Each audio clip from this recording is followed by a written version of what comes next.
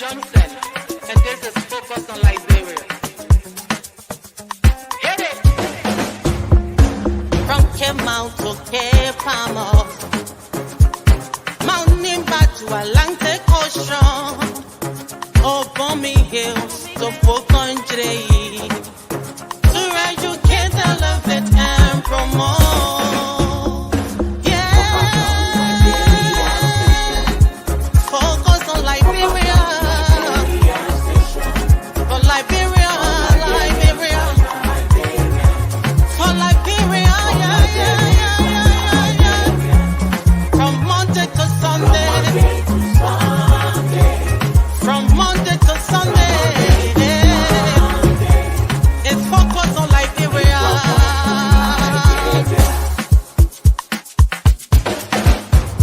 Talk about home affairs. Hey. In diaspora. Current affairs. Hey. Reliable information. History. Ooh. Talking about culture. Yeah. Politics.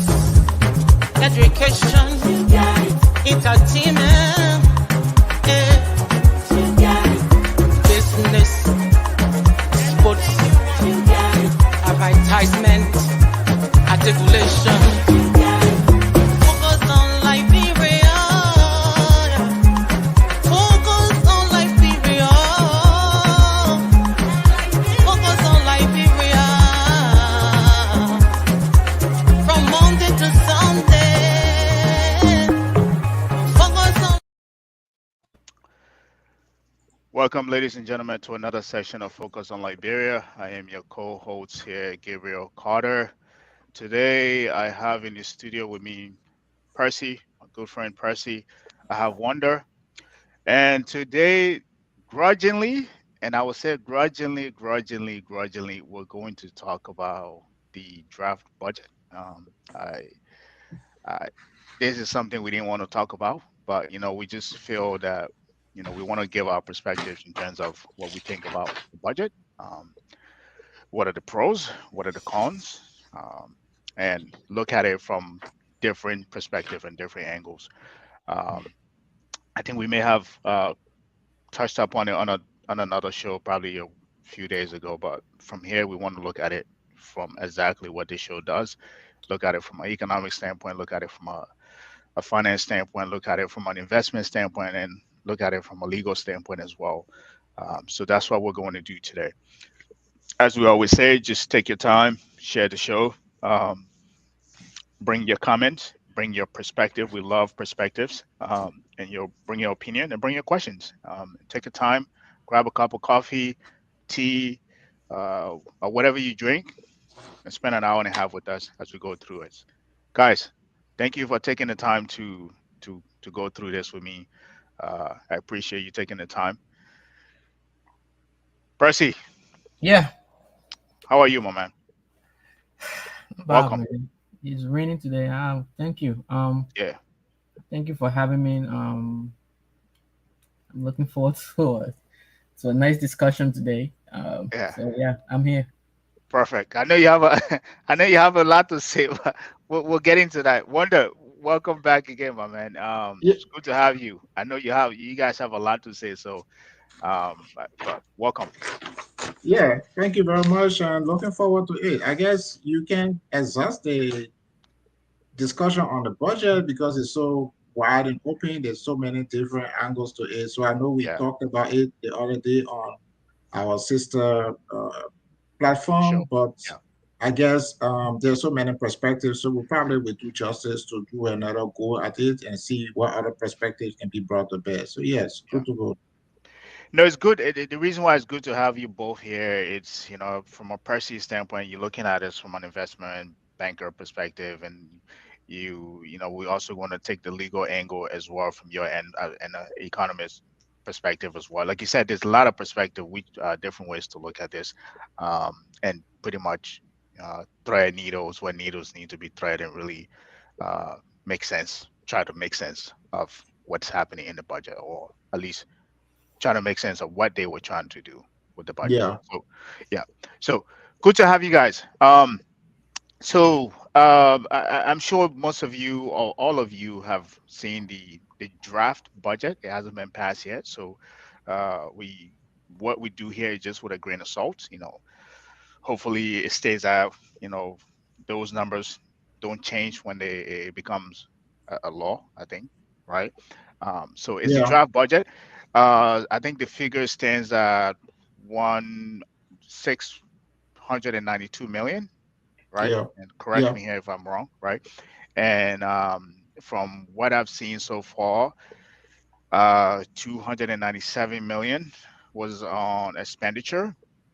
We had 51 million on public service investment plan, which is pretty much the part of it that goes to infrastructure and other investments. So that's just a fraction, right? We have 129 million going to debt service, and the rest of them we have, as we always do, we throw pennies to the counties, which is 200K for development funds. So there's a lot more other figures if you go down deep down in the budget. But what are your, before we dive right into it, what are your, I know you guys have read through this, or if you've skimmed it, what is your perspective on that so far, the overall? Like what are your thoughts? I let one go. Yeah. Well, like overall, I also am sad that the budget is not growing. Mhm. The normal thing you would see for countries is that there's going to be growth. Mhm. Yeah, maybe not as much as we want, but there's got to be growth. Mhm. And the fact that we are not experiencing growth is also a problem. And but this is what we are going to discuss in this forum today, because part of the reason we are not having growth is because we are not investing. Right. And so to formulate a budget in which you also now downplay, public sector investment, you are not laying the groundwork for growth. So you don't have growth, and you are also not laying the groundwork for growth. So you will not have current growth, and you might likely not have future growth. Right. So those are the things that we want to like bring to the public attention. So while it may be exciting to know how much was maybe deducted from the office of the president budget and all of that, but overall, your budget got to help you to grow. If your Mhm. budget is not helping you to grow, you're going to be poor for a long time. Okay. Percy, Yeah, thoughts? I mean, wanna just touch on exactly um what part of the problem lies, right? Where Mhm. again, people, we can't overemphasize Liberia is a very, very old country, right? Yeah. This country is old. It's older than some of the top European countries that we see today, and Yeah. we are in this position because again our leaders have not taken the initiative to do the right thing by the people, right? For me, this one, I've seen this much. It's just the number have shifted from here. It seems like every year it's the same thing, right? It's the same budget. The structure of the budget haven't changed since our post-war reconstruction. Since our post-war democratic experiment. This has been our budget structure, right? Every Yeah. year we part the budget with what you got it recurring expenditure. We pay salaries. We pay salaries.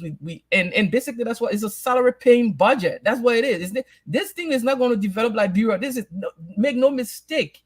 When we're talking about growth, this is not the kind of budget you're gonna pass to get growth in your economy. This thing Yeah. right here is a joke.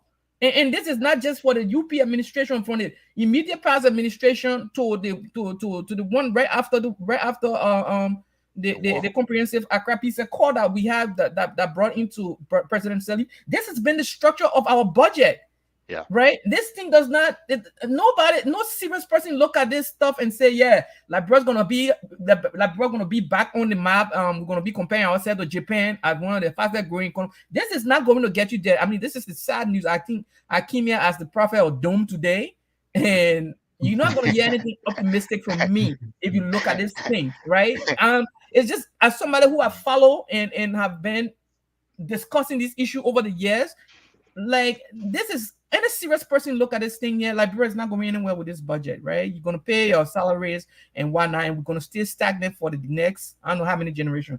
If we are serious about this thing, we need to start really uprooting things root and branches, right? And start to reorder things. That's the only way we'll see ourselves going somewhere. But for now, this thing right here does not inspire any kind of confidence. Perfect. So, to add to you guys' point, let me put some slides together. But both of you pointed out something very important, which is it wasn't designed to be a growth, you know, budget. It's not a budget that was designed to say, when you read it, you will say this is a growth oriented budget. And I agree with both of you. But to I like the name you give us, Prophet Doomsday. The prophet, no, I'm a prophet of doom today because there's All nothing right. optimistic about I'm gonna be saying let about me this budget. let me add more to you guys. So in the budget, I think somewhere in the budget they give a projection of 2025 and 2026, and I think it's glim. You know, so let me hopefully I can get it. All right, perfect. So look at this chart here, right here. So you look at the last 2 years, right, or 3 years, 22, 23, well, last 2 years, 22 and 23. And then you look at current 2024, which is 692.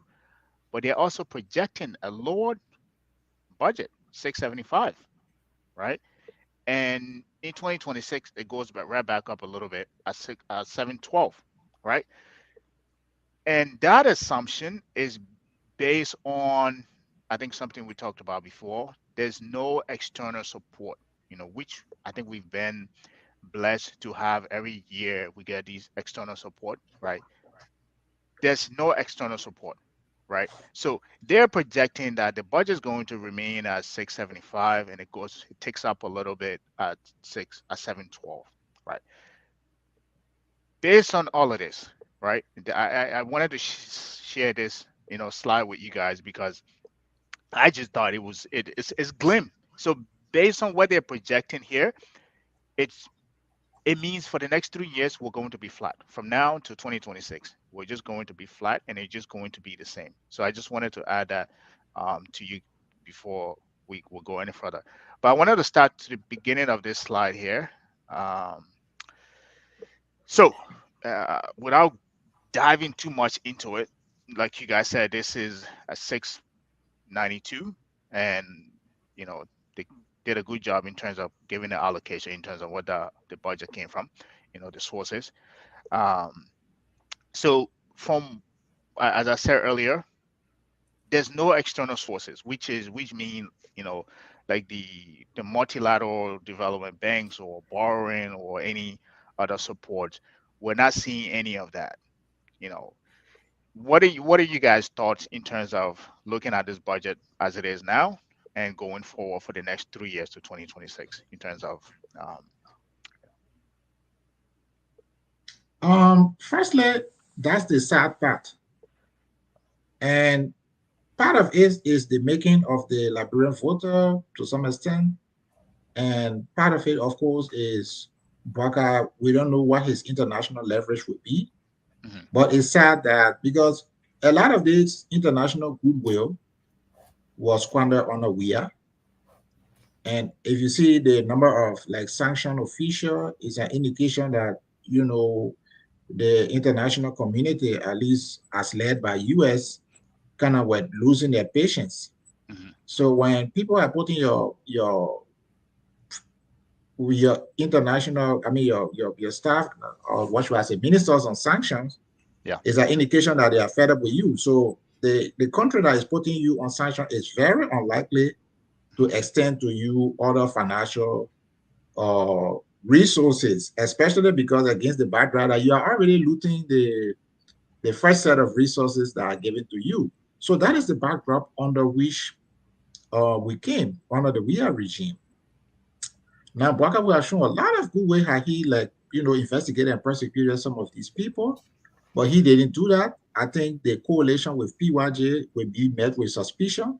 Mhm. So international people might be suspicious. Where is this guy going with the partnership? Is this the guy who, are these the people who are going to run things? So they're going to be like wait and see. Mhm. And in that wait and see, the Liberian people will suffer. Because here's the thing, no matter how they allocate the Liberian government budget, it's just more to make a significant impact in the socio-economic problem that we face. Mhm. It's just small.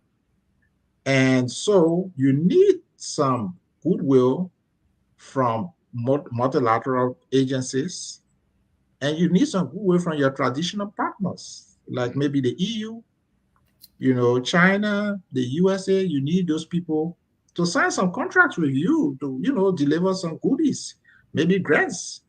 But you know, grant is like free money, so it's only going to come if the person is happy with what you're doing, and you know the thing is going to be, you know, work well. Then they're going to throw some money at you. So Bouaka has a, or should I say, the Bouaka regime, they have a mission now to quote the Mhm. international community in a form and manner that will convince them that they are serious and that they can be good development partners. But for now, it's like the international community has not seen that. And so they have not signed anything, and that's what is reflected in the budget. Because when you make even a medium-term framework budget, and there is no projection for what you're going to get from international sources, and if you think that you can run Liberia without international like assistance, whatever, I think you are dead wrong. Because that's what we have tried, and he was not able to solve a whole range of social problems, and eventually the Liberian people booted him out. So we like to see them change course, you know, and go abroad and you know quote international partners and convince them, and that will require him doing some taking some concrete steps in Liberia Mhm. to convince them that he mean business. And I haven't seen those steps because I see him like trying to run down integrity institutions, you know, trying to run down the tenure thing and all of that. So you're giving indication that you are not ready for good governance. So you're complicating things. I think that's what they're doing. Yeah. Proceed. Yeah, I want to seize on that that international good, that external what you call it? What was the word again? External resources. Yeah. Yeah. So that's because of that we are not the budget's going to remain flat for the next 3 years, 3 years. maybe Yeah. Yeah. exact between 600 to 700 million dollars, right? So because of external resources, what are external resources? Are those loans that were taken from international development banks? Yeah. Are grants that were taken from other countries will be giving us? Look, like we have a problem in the country. Before you even start talking about external resources, what about the Mhm. one that you have, the internal resources? How are you expanding it? How are you using it to expand your economy, right? Mhm. What are you doing? What kind of investments you are making, right? Before you even go, because the thing you're talking about, so it's like what Liberia have not done over the years. They have not figured a way to turn the human capital into productive human capital. We have Yeah. we have young men and women in our country that are just wasting.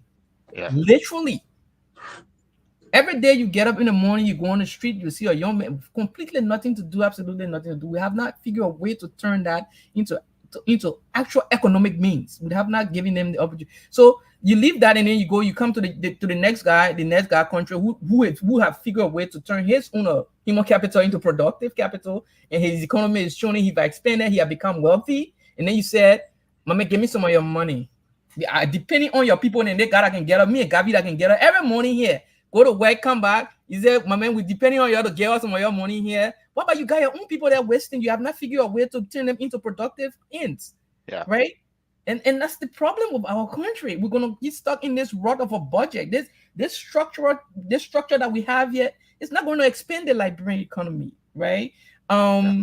So before we talk external resources, let's talk about the domestic resources that we have. How have we expanded it? If you look at something like this, you basically paying civil servant salary or big shot salary and whatnot. That's basically what it is. That's what this budget is about at the core. 46% of it, that's what it is. That's Yeah. just about half of your budget. Then everything else, the PSI part of it is just sickening because that's what That's nothing compared given given the country we're talking about and what it has been through war and strife and whatnot. You can't take 50 something $1 million or whatever the amount is to say that's what's going to develop the entire sector. That's what's going to bring about quality service delivery to the Liberian people, and that's what's going to solve the energy problem in the country, which is facing the rest of Africa. But I'm concerned about Liberia.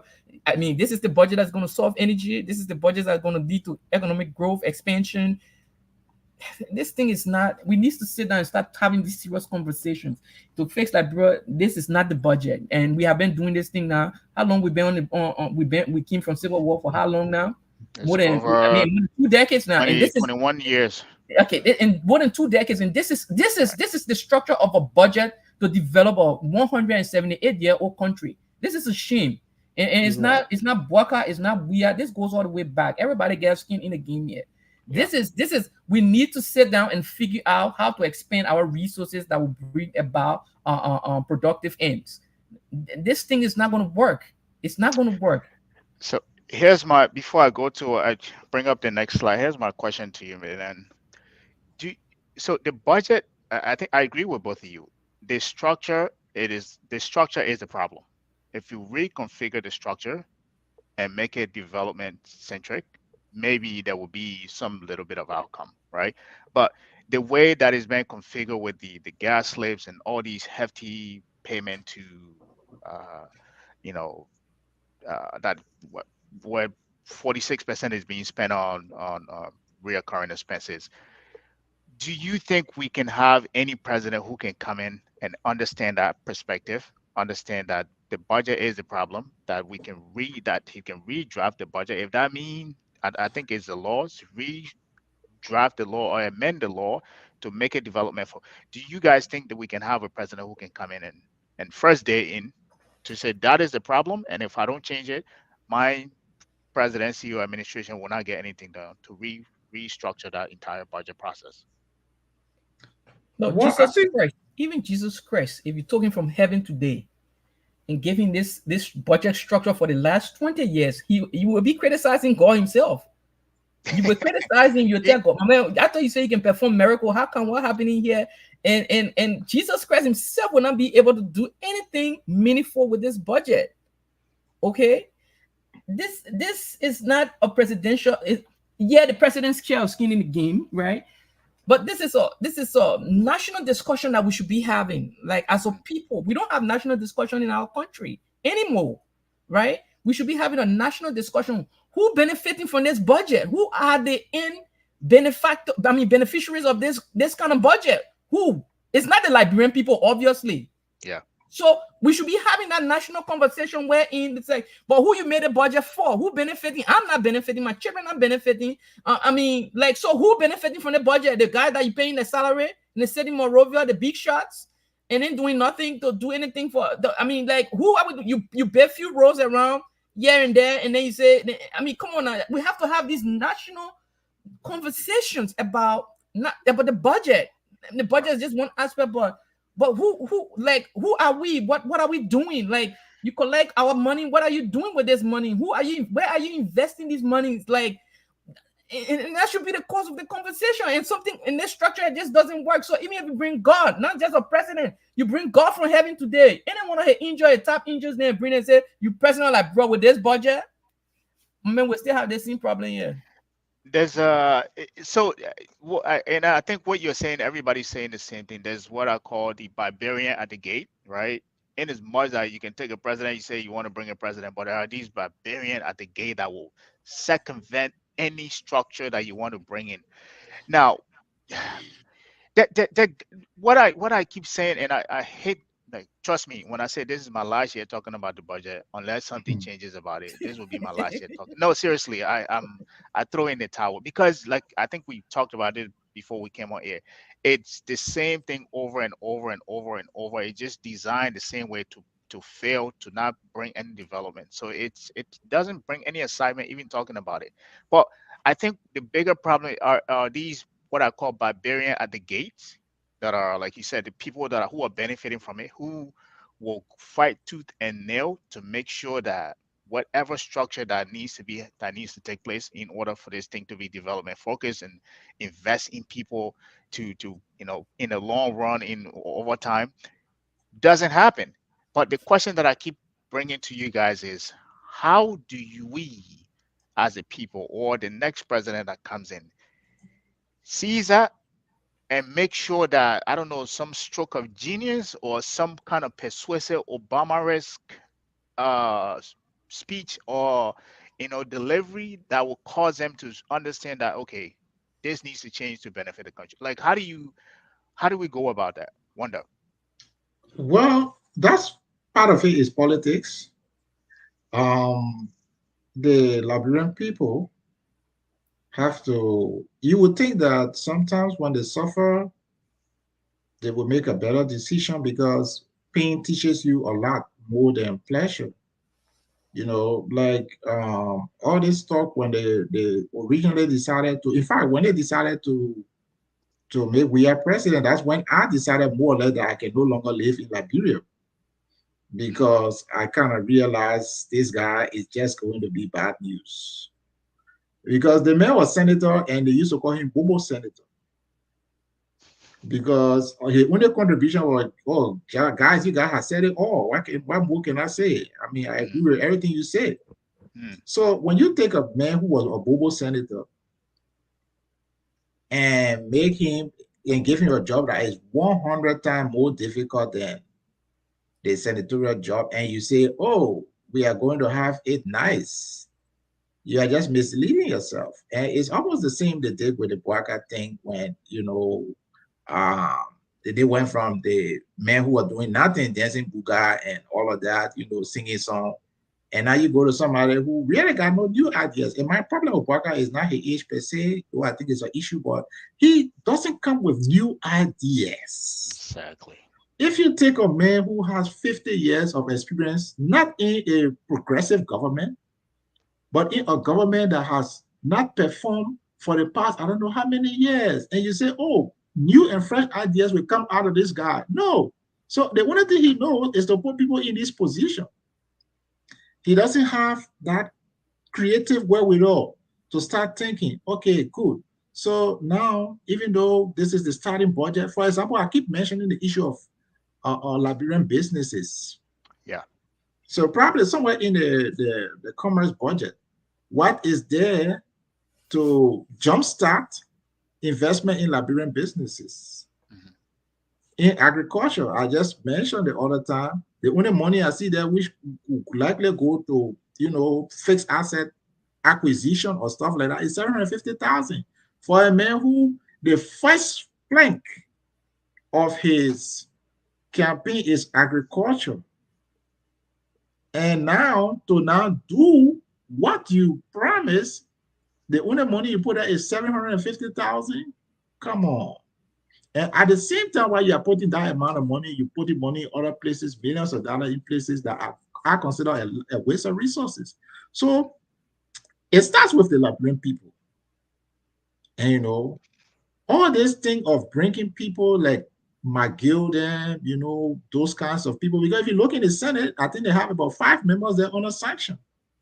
They say, okay, this person is corrupt, this person is bad off, and you say, okay, we agree, but we'll put them there. And now you say, okay, these people who they say are bad off, they're not good. You say, we agree, we'll put them there. And now you say, okay, these people who are bad off, like Ellis Tyler, the guy they call Corruption King Kong. I mean, you vote for that man, make him senator. And you say, now Ellis Tyler, them, they will revise the system and they will improve it and we'll get what we want. In my mind, it's ironic. Yeah. So I really hope that the pain, because the we are pain may not have been enough, but it's likely that this is going to lead to pain because you can see Boaca is not coming with any new ideas. Boaca is trying to occupy every single position.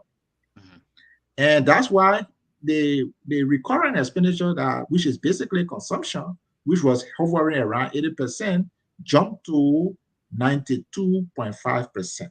Yeah. So if you're going to lay the groundwork, for example, how do you connect the Southeast with the other part of the country with paved roads, for example? You could throw 100,000 at that, and then maybe look around for foreign partners or stuff like that. I mean, 100 100, million. 100,000, 100 million, 100 million. Yeah. I just saying that. Yeah. So if you were to cut from here and there, instead of wasting that money on recurring expenditure, salaries, and other things, you could say, let me, throw it in that area, and let me see, how what we can get with it. Then you connect, let's say, one third of the country with the other half. That's a lot of opportunity for trade, and that's how you try to, find opportunities for growth. So you could do a few of that. So for them to cut in other areas, just to not to put it into something constructive, but to put it into more salary payment, I mean, you are not laying the groundwork for growth. Mhm. And so for most people, those are the things that they need to devil in, instead of just saying, oh, they save a couple million here, they save a couple, but what were those savings for? Are they Right. intended to have a fund that farmers can access? Are they intended to have a fund that Liberian businesses can access so that they can bid for a contract, or or they can be able to supply when they have a contract?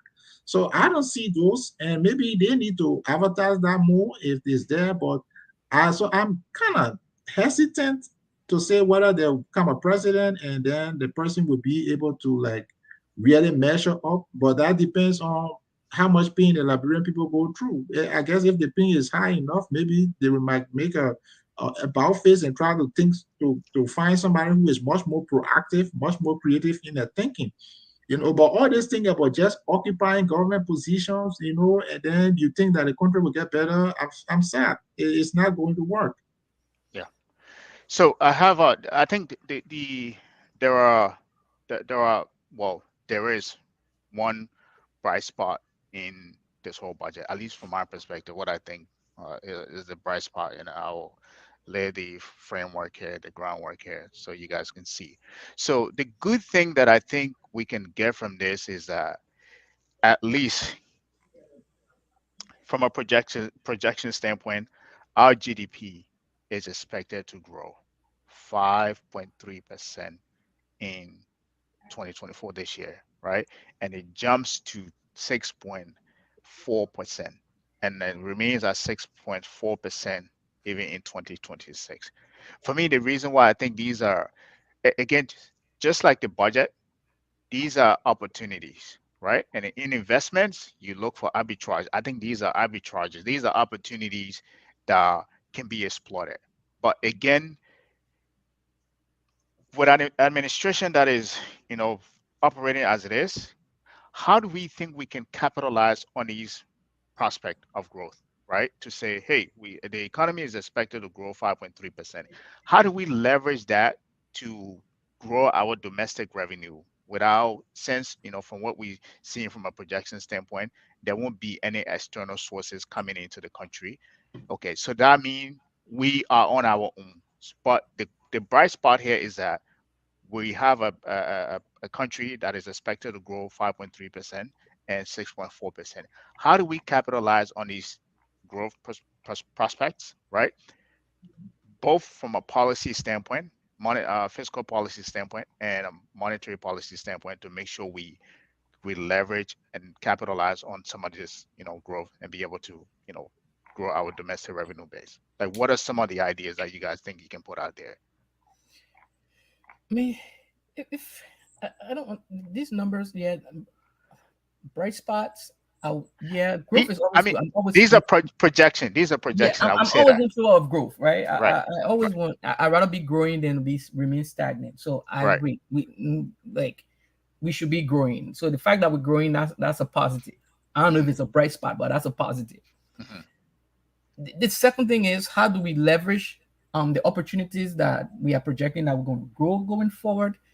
Um, there's no reason, right? Our economy is almost $5 billion.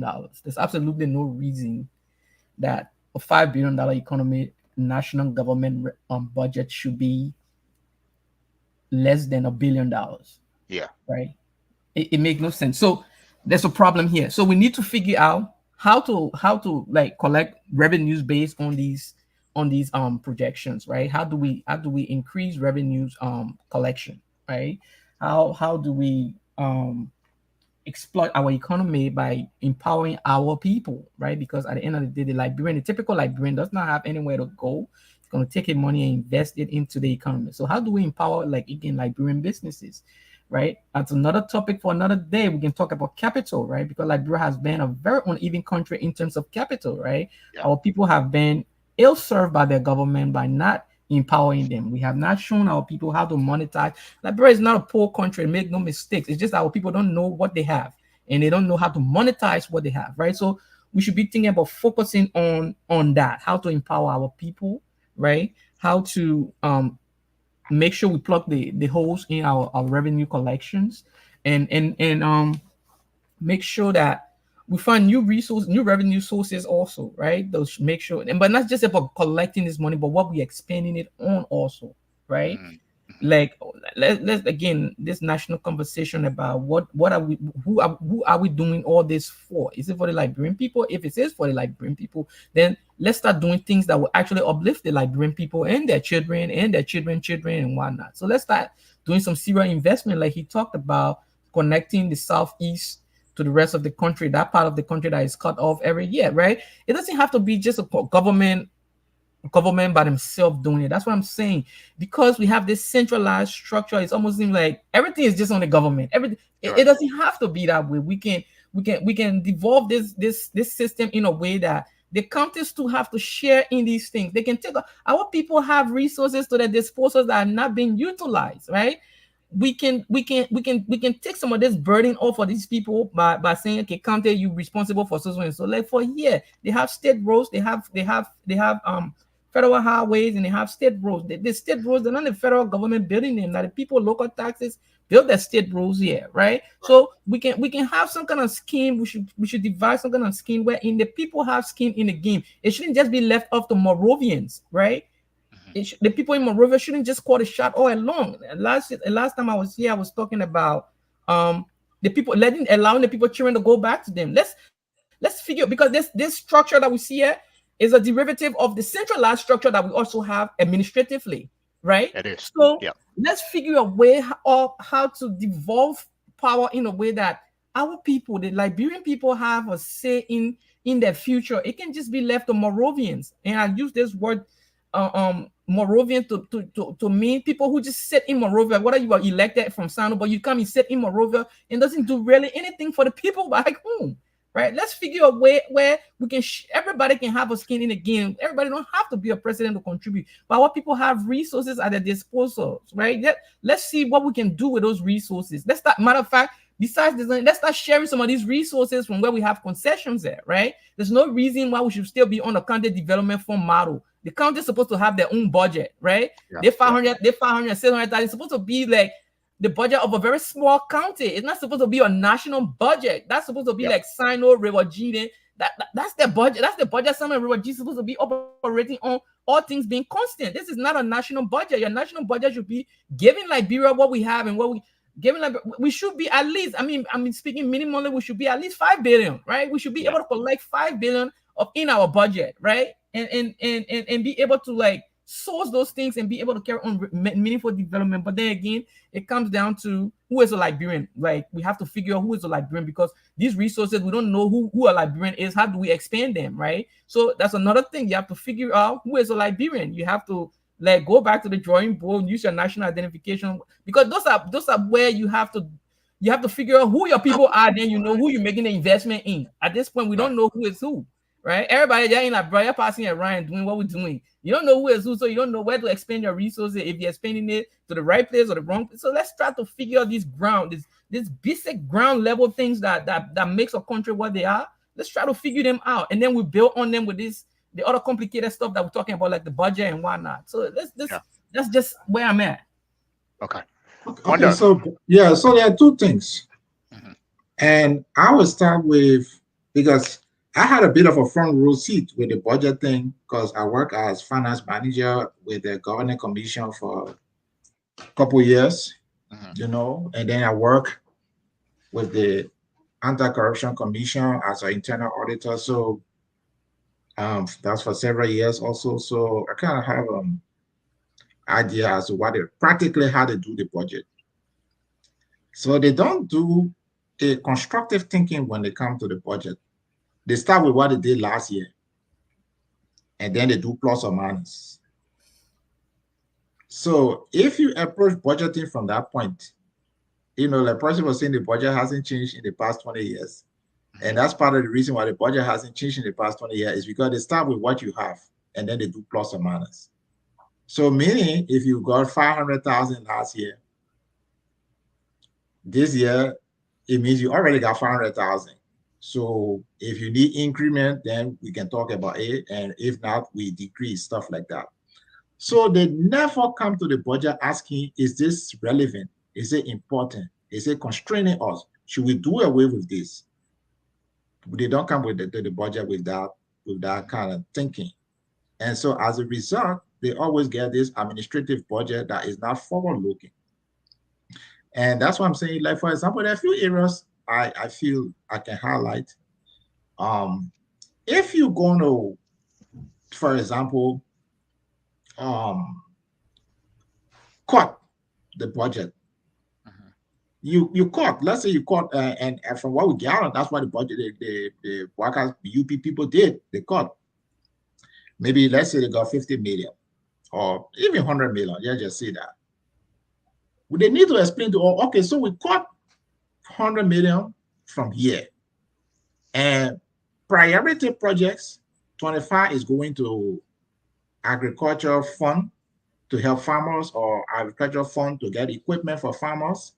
Maybe 10 million is going to help them to market and brand, and then this one, since he was focused on rules, this amount has allocated to rule, stuff like that. That's what they need to tell us. So just tell us that they took money from the office of the president, they cut it down, they cut it one down. We are saying in the budget that when we save this money, this is where we are putting it. But he will not be able to put it because he's trying to occupy every position conceivable in the government.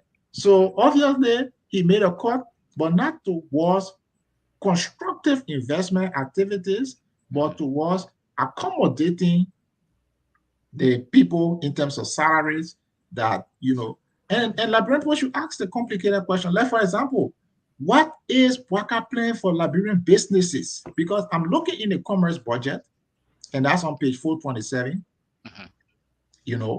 of the budget. And I keep looking for some kind of fund, that is going to help promote Liberian businesses and help them to be more competitive. I don't see anything. I see something about enhancing the business environment. What I see is 265,000. So, you're not yet, because if you're going to enhance the business environment, maybe with the emphasis on Liberian businesses, this is not something you're going to do with even less than $5 million or $10 million or so. 265,000 is like somebody approach a commercial bank and say, 365,000 is not something a government is going to put in the budget to enhance business environment.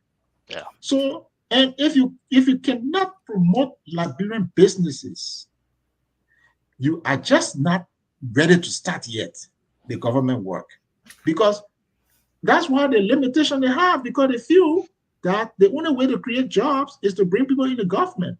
Yeah, exactly. Okay, but you can have like indirect job creation, because if you promote businesses and you promote businesses that are hiring maybe a certain demographic, or businesses that are investing in a certain demographic, and they can report to you how much employment they may have done, then you can also argue that I generated this jobs, right, number of jobs. Right. So you got nothing in commerce, to show you that they are prepared to jumpstart the business sector. So there's other aspect of this, like for example, the PPCC law require that minimum 25% or so and so, or should be projects from Liberian businesses, but will they do it? And if you have not, like for example, people in the farming sector, if you have not pushed for them to be like well capacitated, even how will you buy from them if they don't even have the produce to sell? Because first you got to promote them, capacity them, and then when the law say buy from them, then when you buy from them, they will have the ability and the capacity to supply. So they don't. So people, when you are analyzing this budget, don't take these politicians, figures and just, try to run with it. Go into it, be a little patient, and go find out what the program. Like, for example, I talk about Waka taking the cameras and saying he's taking a drug test, and he brought the cameras and he said he was serious, he was declaring war on drugs. Good.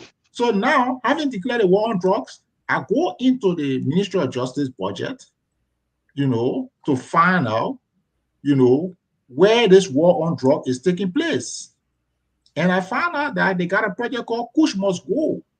I think For this Kush Must 325. Go, he added $325,000. $325,000. Come on, are you joking me? That is maybe for Grand Bassa County. But $325,000 cannot represent Kush Must Go for the entire Republic of Liberia. So the way to grow this country, they need to abandon that. The budget say you start with what you have and then plus or minus. No. You need to find out what do we need for development in critical sector. We need to raise like maybe 100 million. Let's just put it that way. I personally don't believe in any given year we should spend less than 100 million in investment related activities. Yeah. Yes. Because even if you are going to get partners, it is very important for you to come to the partner saying, this is what I'm doing. Exactly. That's how you form partnership. You come to the partner and say, well, what have you done? Well, I've done nothing. I'm waiting for you to bring the money so I can start. You're not going to get partnership. So there's almost everything you want to do in Liberia that is possible you can have partner, but you got to start with, this is what I'm doing. Then the partner will be interested and say, okay, let's see what you're doing. And then, okay, this is how we can help.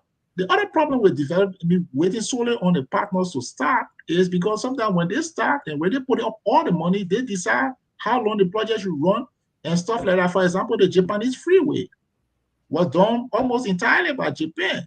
So that project took 6 or 7 years because I guess every time the project slows down, we wait for Japan. With that. That's so you cannot do that. But if you have to have a different approach. And that's the problem with bringing the same people back. Because bringing the same people back, you don't have a different approach. The last time Boyma was minister, and now he's back. Now I know him. I don't have anything personal against him, but I'm just saying bringing the same people back does not bring new ideas. Because I am telling you that the way they do the budget from a practical standpoint, it will never generate new ideas because they always start with, what did we give you last year? Oh, I got 1 million. Okay, now let's talk about what we can add and what we can subtract. Okay, but I think that is wrong. I think we need to say how much money we need to invest in subcritical sectors. Okay, ballpark 100 million. So now let's go back to that budget. Anything that doesn't make sense, let's take it out and let's generate our 100 million and let's put 25 million in roads. Let's put 25 million in agriculture. Let's put maybe 10 million in ICT, stuff like that. And then you check the impact. And then, of course, if you can control for corruption and other things like that, that would be good. But even the control for corruption, we're not doing that because if you see the LACC, they turned it into a parliament. They got 7 executives there, and it's the same thing. And then he leave the LACC, leave all the institutions, and set up another branch, another agency called Asset Recovery. So there is no proper direction. So here's the thing. Leave that, default budget kind of creation thing.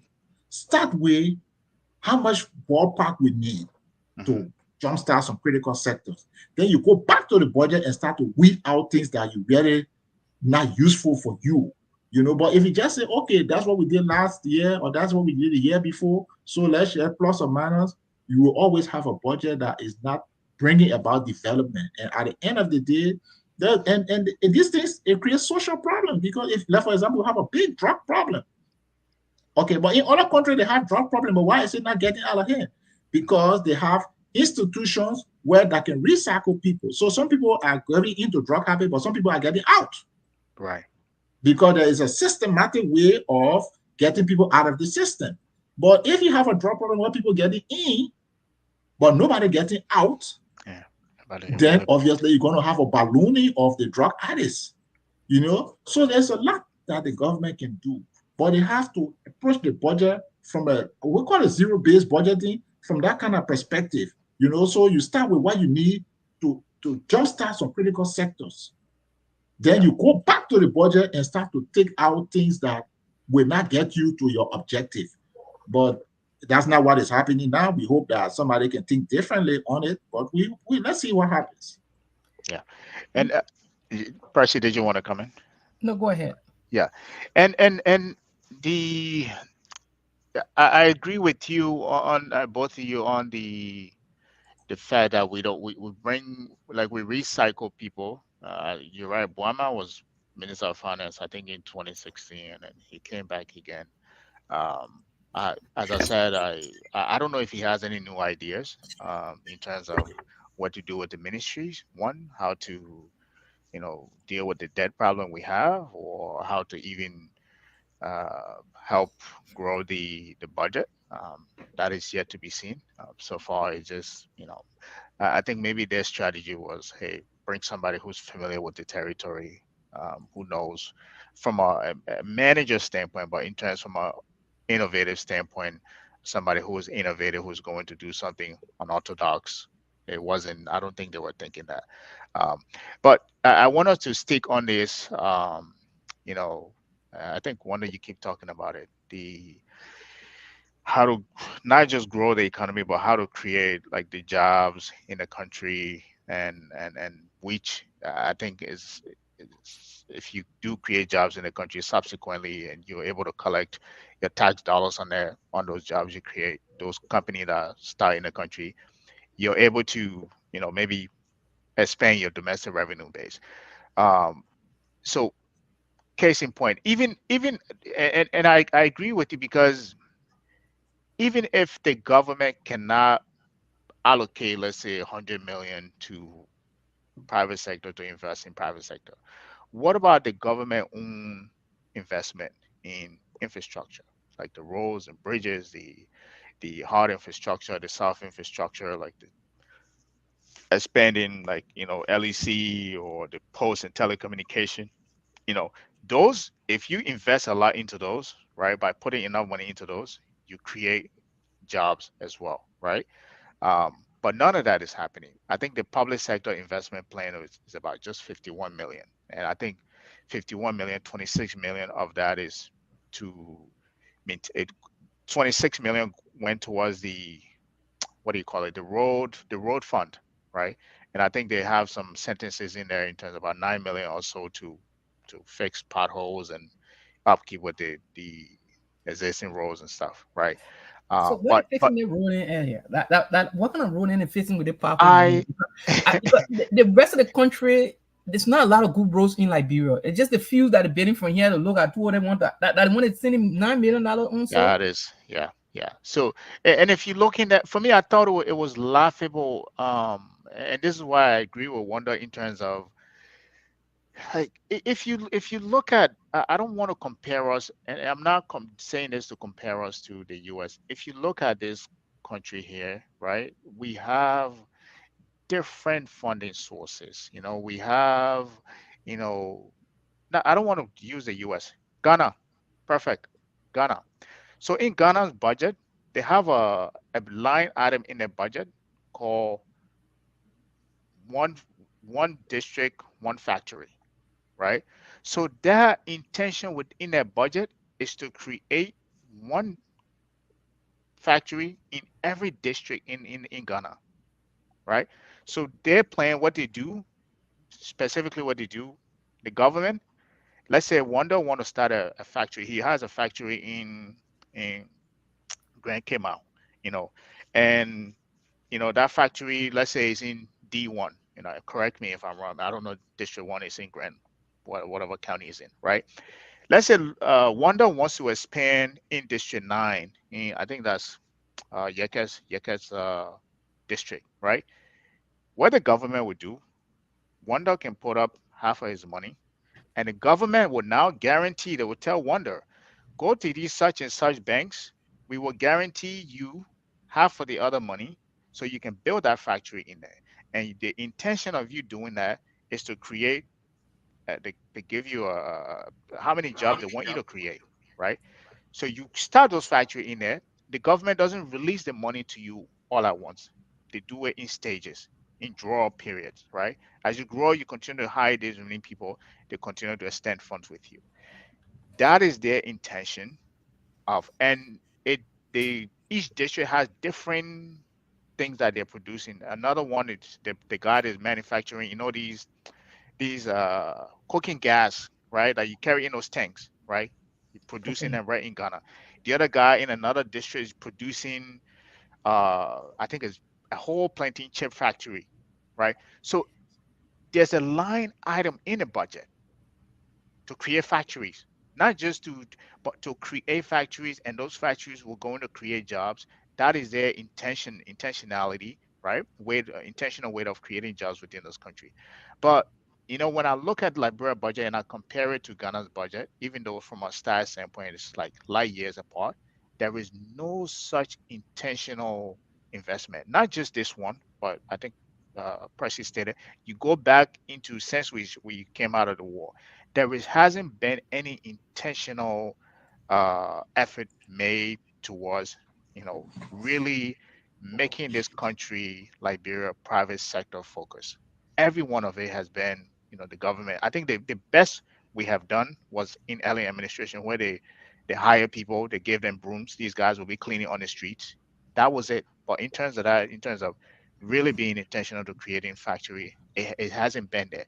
So my question here is, if we do, we continue to say we hope they can grow the budget to 1 billion. I think Ty was the other one, other Senate representative who said they need to create a budget to grow the budget to 1 billion, right? How do we do that if we're not starting companies? People are not starting companies. Companies are not paying taxes, right? And income taxes are not coming in. How do we go to that next step? Yeah, you're Okay, really so let me just let me come in quickly, if I may. go. Okay, just a point of correction. There have been two investment schemes, Mhm. one honor Elling and one honor Weir, to promote local enterprise. Honor Elling was termed the private sector investment initiative, and it seemed to have been operated from finance ministry. Yeah, that the one they share the money and money Yeah, said. the James Colley. Yeah. Yeah. And another one was the Small Business Pro Development Fund, which was funded under uh, commerce. And sadly, in both instances, there was no term of reference, or maybe the term of reference were violated, but it ended up in accusation and counter accusation over corruption and graft. So just a point of correction before pressing come in. Yeah. Thank you for that. All right. So Gabby, Percy. I have been advocating for, and when we talk about monetizing assets, it goes along those lines about guaranteeing. But for the government to guarantee somebody, for you to guarantee me as a something, you got to be good yourself, right? You still have to have your house in order. So for the Liberian government to say they're going to guarantee small businesses and whatnot, they too have to have that. If you just look at our finances, our debt, I mean, the last government what practically defaulted for many, right? Yeah. So if you just look at all those things, it doesn't inspire confidence. You can't go to the private sector and say, "Like, get me money here and I'll give you back later on," when you can't even pay your own debt. So it's a whole lot of things that we have to put into place. But basically, if you want to fix, especially if you want to draft the private sector, we have to sit down and say, let's decide who, let's know who is who. Let's identify individuals, let's Yeah. identify assets, let's identify all those things. It is from that identification now, when you know who is who owns what, then you start to build on the system, then you start to build on the now. So now that you have identified everything asset wise, individual wise, you know what I mean? Mhm. And then you sit down and say, okay, we know who here, we know what. Let's figure out taxes, right?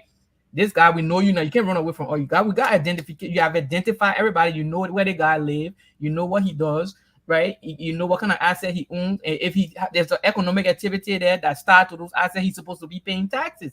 Other than that, if he doesn't pay, we're coming for you because hey, we saw you did this. So we have to figure out that that's the flow, like the foundational part of the country. We have to figure out who is who. That's what I mean. And then Right. you move into giving Liberian businesses relief, right? So Right. I have been a firm advocate instead of like just giving let's form an actual small business administration, right? We do have it. It's not an Under entity under itself. commerce. It's Right. within.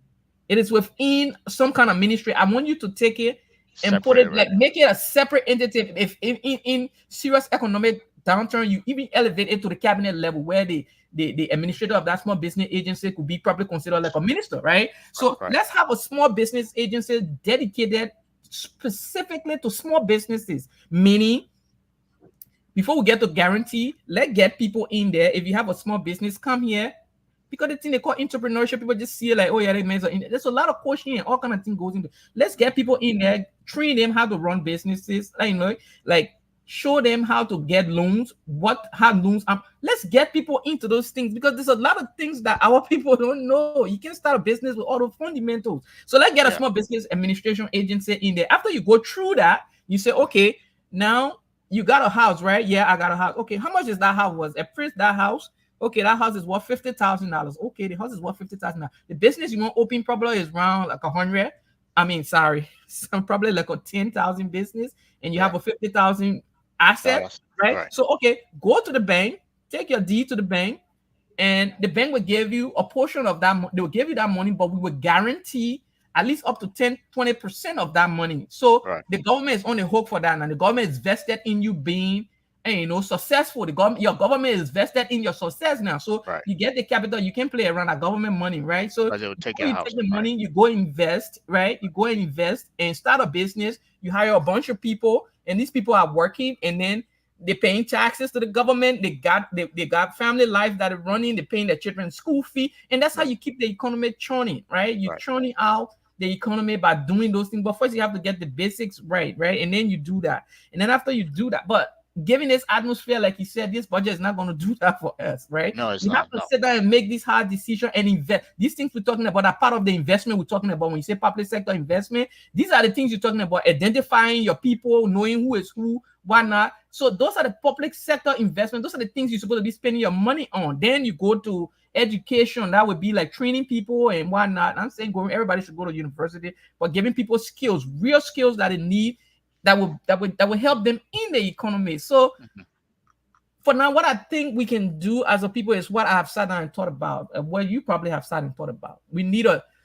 labor intensive stuff, right? Yeah. Right now, you're not going to have the kind of economy that Ghana have. Ghana have been putting in the work while we were sleeping, right? So Ghana can say, yeah, you will be a factory, yeah, you can do this, yeah. Ghana put in that work. That's where they are. We haven't put that work in. So let's start from the beginning. We shouldn't even be looking at Ghana. Let's go back. I took my 25 acre of land and said I'm planting cocoa, right? That's labor intensive. You need people to clear the forest. I don't have yellow machine. I can't afford it. Nobody can give me money. So that's personal money, right? Yeah, So that's labor intensive, right? You're gonna get people to clear it. You're paying them. That guy getting income. He's generating income from there now to clear the place, right? Then you gotta get people to plant the cocoa or put it on nursery. Then you're paying those people to do that. You, in your own way, you are creating local jobs in the local community. Yeah, they might not be collecting taxes, but that's the government fault. You have to put that again. You have to identify people for them to pay taxes, right? So you do that. You plant the cocoa and the cocoa bears. People need to bust the cocoa and the seeding and put it. You paying people to. So this is how we create jobs. Say you have multiple people doing these same things in local communities, right? You're creating income, you're generating income. I'm reinvesting this money. I'm going into other sectors and I'm doing this whole thing over again. You repeat this cycle, right? The government sees it and like, oh, whoa, they got a fine. He paying taxes. Okay, but you identify who's taxpayer A and why not. So you have to identify these things for people to be paying their taxes, right? It shouldn't be one guy just come to my door. I would LRA, my man. You pay a tax for no. You have to identify people. This thing have to be systemic. This is Yeah. how you raise revenue. It can't just be by word of mouth and people hungry today they come to you. Oh, they are store here. You selling expired goods no. These things have to be. There's systems for these things. We have to figure out how we do these things systemically so that the government does not lose revenue in the process, right? Because that revenue that she needs to invest in other stuff. So that's how you do it, right? So you start with the ground. Let's identify who is who. Then you build on top of that thing, because that's how government's going to be able to raise revenue. That's how government going to be able to connect people in terms of postal services. All those things start down to identification. You don't identify people, how you going to do anything? Right? They say when you go to, for example, you go to health ministry. If I want a health or birth certificate now, because the time I was born now, and I'm a long time now. So if I want a birth certificate, how do you determine if I'm a Liberian or not?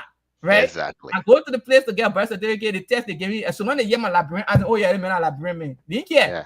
You didn't care what my name is, Mohammed Bello, where I'm from. They didn't care. The men they can speak Liberian English. You hear the accent, that's what makes me a Liberian. That's not how you identify people. You have to have a whole national identification scheme in place, right? That will be linked to your birth rate, your death rate, all those things. You have to have them in place. We haven't sat down. Again, we don't have national conversations, right? We just do this thing like he said. The budget is based on what you get today. We add it up by so and so. And no, let's do a zero-based budget. Let's a performance-based budget. Why you need this money? What are they going to, and why not? Right? Then after that, and there should be audit all the time. If you spend government money, it shouldn't be the president coming ask. The president can ask, "Oh, I need to audit the Ministry of State." No, the Ministry of State spending government money should need to be audited. That's not even the president supposed to ask. Every year you're supposed to be audited when you spend $1 of government money. The people want to know what you spend that money on. It shouldn't be one of those things where is at your leisure. The president going to ask and no, that's not how you run the country.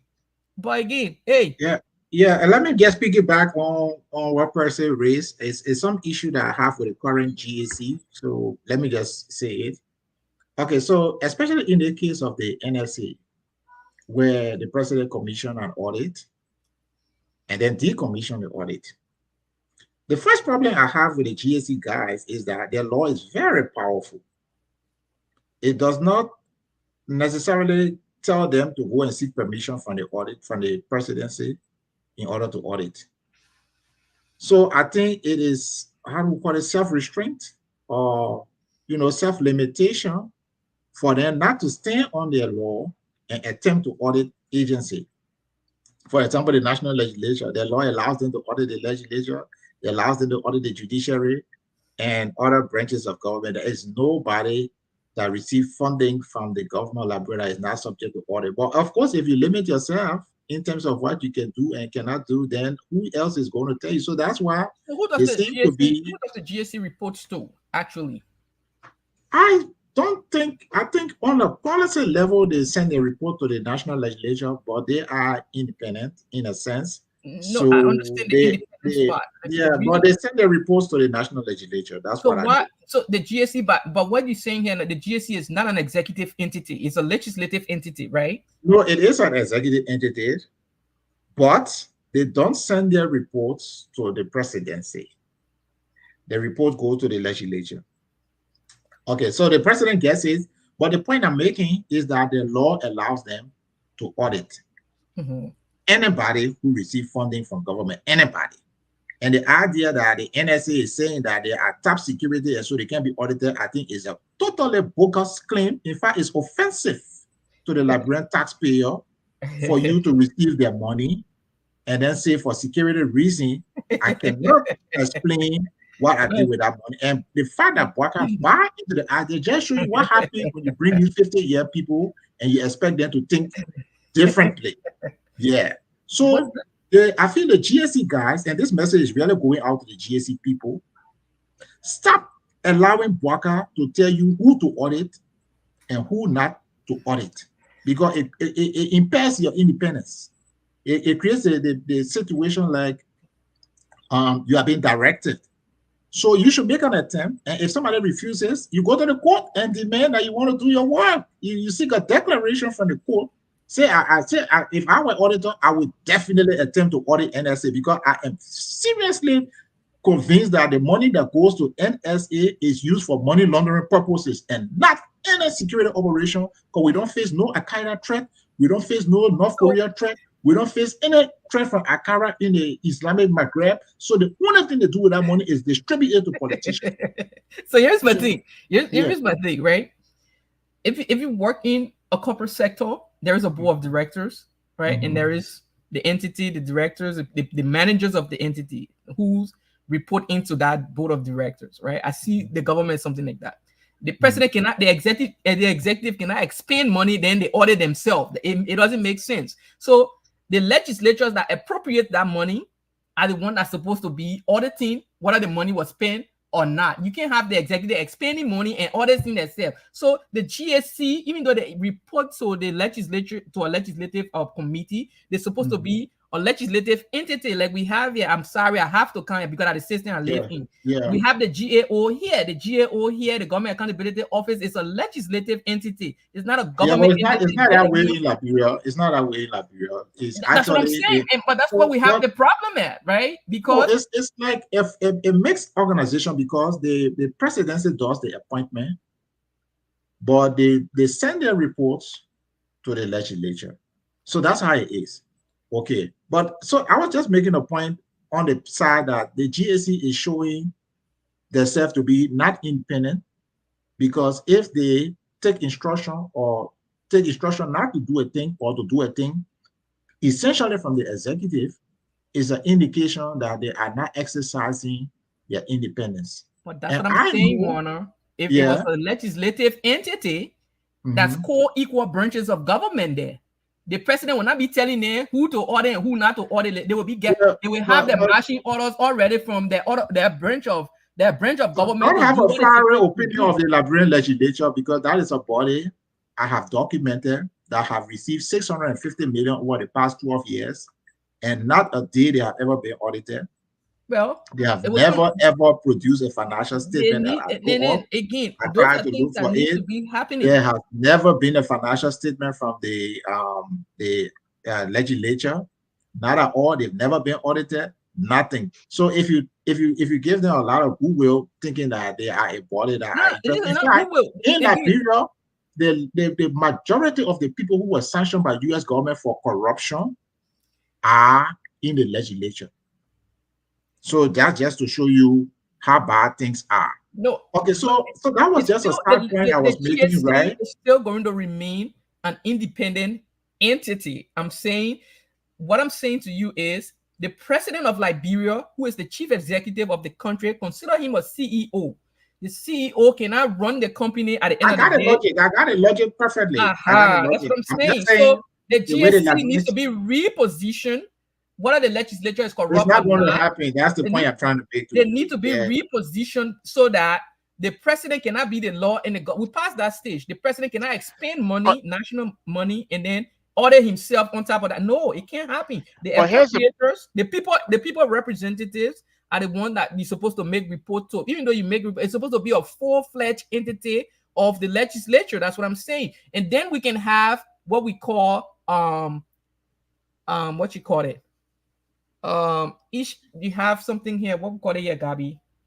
The guys that does the audit for the departments. Internal auditors? No, not the internal auditors.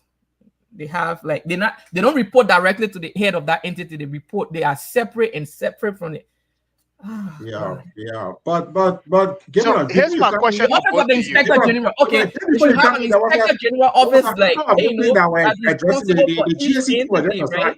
If there is wrongdoing in that entity, they will do the financial audit, whatever. The office of the inspector general does not report directly to the minister, right? He's separate entity. That if there is foul play, he goes ahead and start his investigation right there, and he's independent. He doesn't report to the minister or anybody. So he's almost like co-equal to the minister. So he's just there for fraud purposes. If fraud or irregularities, whatever the case is, the inspector general will be responsible for that.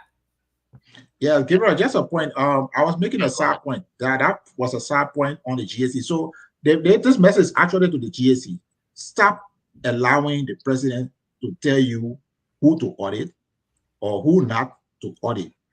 Go back, read your law. It's very powerful.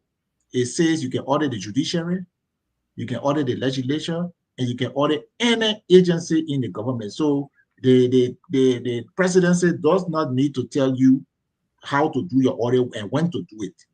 Okay, now I think you were talking about how do we position the Liberian government for growth. What are the things we need to do, right? Mhm. So I was approaching that from two angles. So there's a fiscal policy angle which we have discussed now, Mhm. and we see that the space for action is limited because the money is parceled out so What about the piecemeal. monetary side? Yes, but the monetary side, and like I said, this is like money on the table that they are leaving. The central bank is not empowered. Is not empowered because the investment side and the financial funding side should be driven by the central bank. Now, a Mhm. poor country like Liberia need a more proactive central bank, but they would not be because, like I said, the issue of the currency has to be established. They have to have a single currency regime, Mhm. and the central bank will be empowered. And so some of these investment initiatives will be coming from because the guarantees will not necessarily be part of the government budget per se, but it could be guarantees that have been provided by the central bank. But as is, the central bank cannot even provide the guarantees because they are operating with a currency that is not their currency. So they don't have the necessary level of leverage that a regular central bank will have. So I think one of the things they can do is look, address the currency regime issue. Mhm. Because if you are going to promote investment, especially supporting Liberian businesses and other things, that's where the central bank can come and they'll be more empowered. But if they are not empowered, then they will not be able to intervene the way you want to intervene. Say, for example, you want to establish a fund for maybe agro processing. Let's just put it that way. So, Yeah. okay, the thing they're producing in Liberia, let's see how we can jumpstart agro processing. So, if people are willing to hire, maybe for firms that are hiring, maybe 50 or more person, we'll give you access to funding specifically for agro processing. You want to jumpstart it with 10 to 20 million dollars. Of course, central bank can provide a guarantee.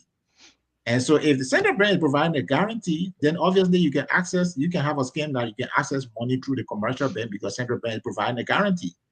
So I'm saying that since we have tight space or freedom in the fiscal policy angle, if we address the dual currency thing and have a single currency regime, we will have a more empowered central bank that could bring this monetary policy, expansion Yeah. and help to generate some of the guarantees that businesses can be able to access funding. But Mhm. that is left totally off the table, and we are just turning around in the 600 and 700 million that we have been able to generate, and it's not working. And that's But because but no but president, that single no Yeah. currency president. Go ahead. initiative that go ahead, Gabi. No, no, go ahead. Go ahead. The Yeah. single currency initiative that you're talking about Mhm. is not even a short to medium term Yes. stuff there, right? Yep. Yep. It's long term. You can't just win that country over to go to single. So the reason our currency have Why suffered not? over Why not? that's what I'm saying now. I'm getting there. The Yeah. reason the currency have suffered over the years, right, was because of our limited productive capacity, right? What makes a currency value is demand. It's all supply and demand at the end of the day, right? What are you producing, right? What are you making that people will want your currency? Say, what are you making? If you were making cocoa, coffee, you are exporting these things, people need to buy Liberian coffee. I got the economics of it, but why Yeah, not? so Why not? So that's what why I'm can't it be saying. done? That's what Why I'm can't it be saying to done? you, right? Because of our limited productive capacity, we our currency have been really weak against other foreign currencies, right? So that's why you see people have gravitated to more stronger currency like the United States dollars. That's why we use the dollars in the first place because of the weak capacity of Yeah, but our you're going productive back on an capacity. argument we are had on the show, and we have kind of like exhausted that. I think And the point I'm making is that there are two ways to approach government problems. Way number one, which we are discussing, is the fiscal policy side. right. I'm Uh-huh. saying that the fiscal policy side is tight because a lot of politics is involved, and so it's kind of difficult a little bit. You Mm-hmm. get good leverage from the monetary policy side. but we are not getting the kind of leverage we should be getting. And the central bank is not intervening in the way they should intervene because the central bank is limited. And I'm saying they will be limited and they will continue to be limited because they are operating with a foreign currency. So if you are thinking on expanding your scope and you have two options available to you, why constrain yourself to one? Yeah.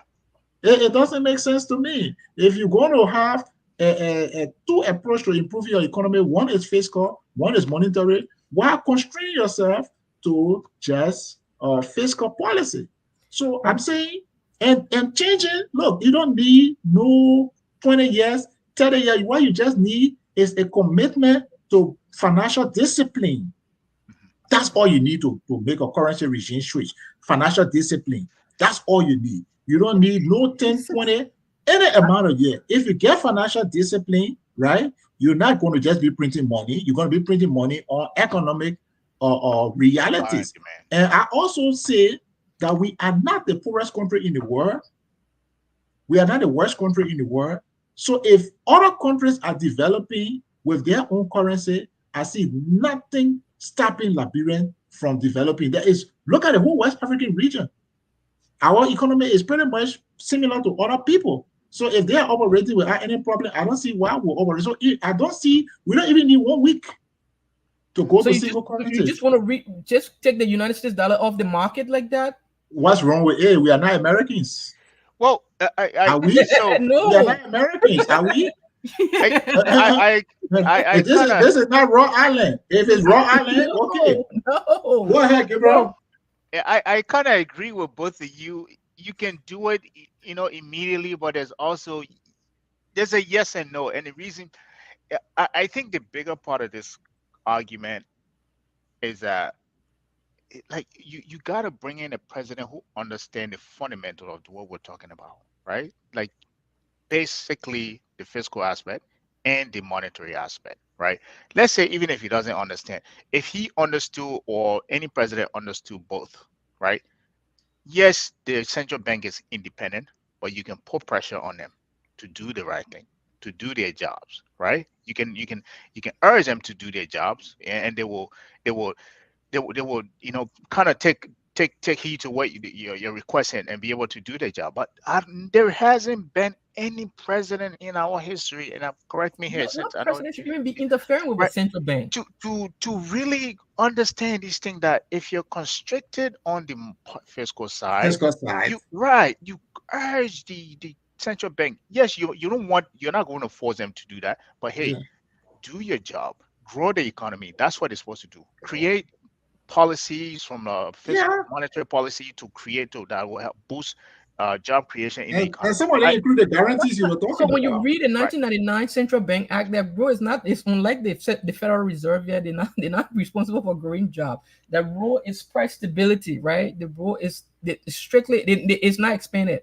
The rule is to strictly maintain price stability. It's stated in the law, right? And that's the problem.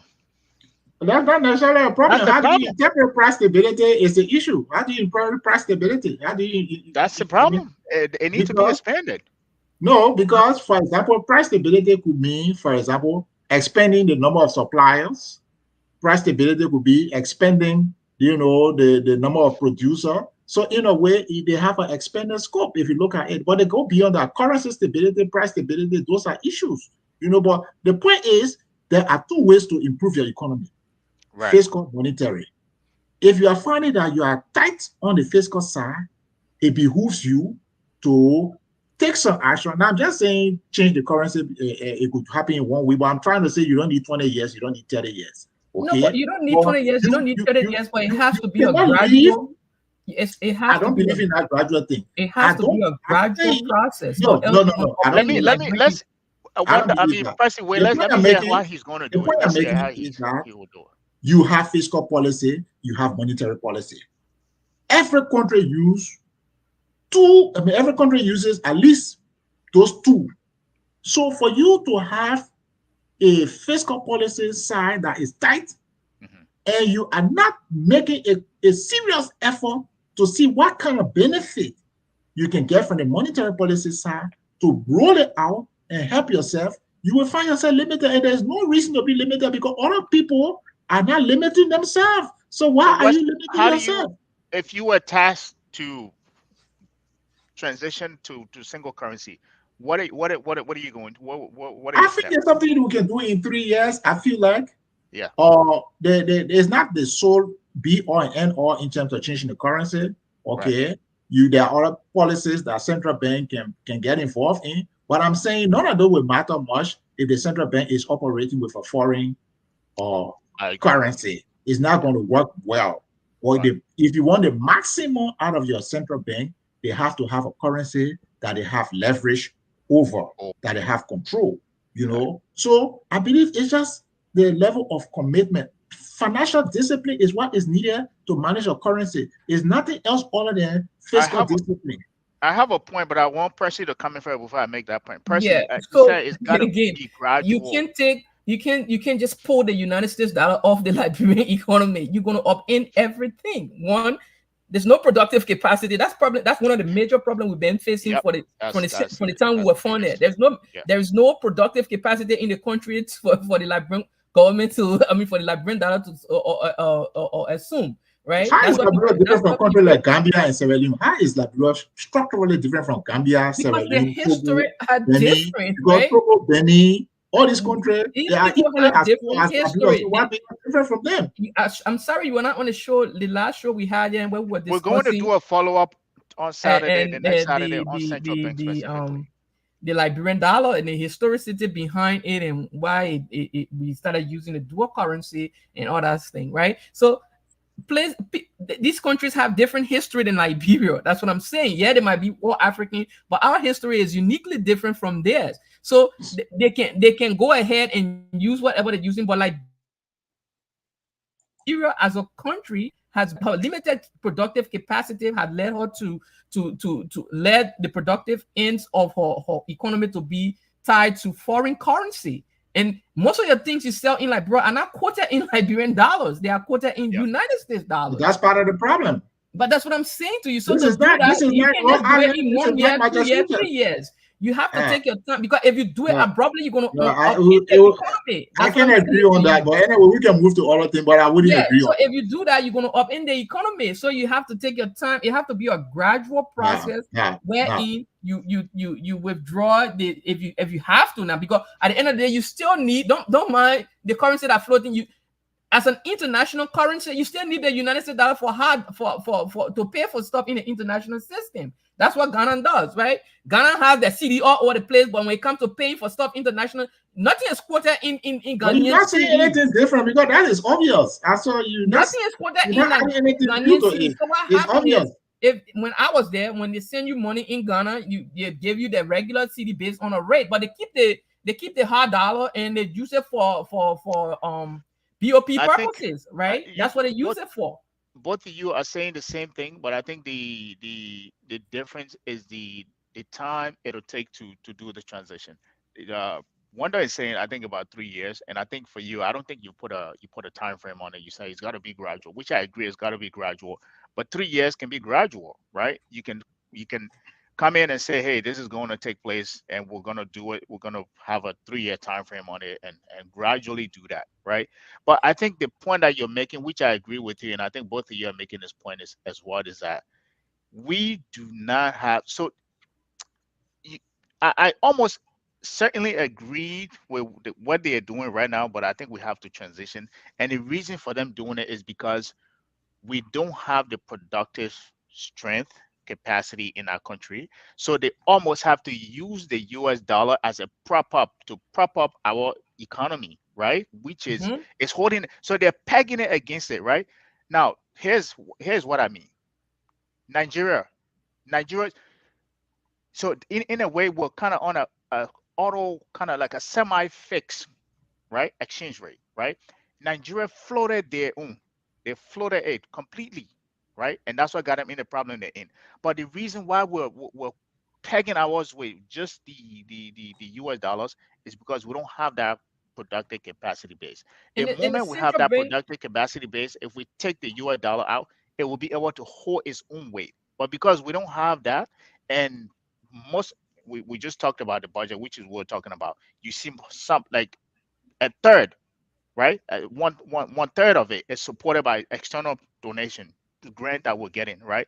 So that means we don't produce enough in our country from a production standpoint to That's the for the problem. dollar to hold up its own weight. So we have to supplement something Yeah, to hold it up. That's the but reason that's why what it these guys are is. now transitioning to single currency. And that's why But I you can't agree just with pull both the of you US that dollar out of the right. market. I agree with both of you. If you come in and say, "Hey, we're going to transition," we're going to transition. Now, from our exchange rate standpoint, we might become like Sierra Leone, which is next door, where you get $1 to 1,200 leons, right? We might get to that point. Right? It might weaken our, but I think we need to do that to have control over that. Even if it's weakest country in the West African region, so be it. At least we have control over it. But Yeah, that's but that's what I'm that's the point I also wanted to make. saying to you is you can't do that because the central what kind of tools does like the central bank of Liberia have in a repertoire right now that That's you the know other of, part. right? That it will Right. be able to that guarantees that it will be even be able to regulate this currency as it is. So those things takes feasibility studies. There's a lot of stuff that goes into it. You have to do it methodically. You can't just be abrupt about it. You have to study the No, issues, but right? I think you I Allow the think you central relate. bank to create to I create think you stretching my point in a way that I didn't say. huh? I think you're stretching my point in a way that I didn't say. What I said was just for the argument that you could do it when you want to, but Right. I don't necessarily mean that you're just going to go one day and say I announce. But you can have No, I'm short-term not. plan. I'm not saying You that's can what you have no. said. Let me What I'm make my point. Let me make my point. You can have short-term plan. You can have medium-term plan. You can have long-term plan. Mhm. So fine. But I don't feel like in order to do it, you need an extreme amount of years. That's one. Two, I'm saying that there are two approaches to solving your economic problem: fiscal and monetary. But the monetary side is extremely weak, and it is extremely weak because you are operating with a foreign currency. Mhm. So that's the key point I'm making. We can argue about when to change and all of that. I believe a shorter time frame is better, but don't say like I mean tomorrow morning you can come and change, Yeah, you no, from said but 3 years. but you So don't say right. tomorrow yeah. morning. But, No, but the even point if you I'm don't say making is tomorrow that morning, right? you cannot leave the monetary side and constrain yourself to the fiscal The fiscal side side. when the Yeah. monetary side is also available for you to improve your country.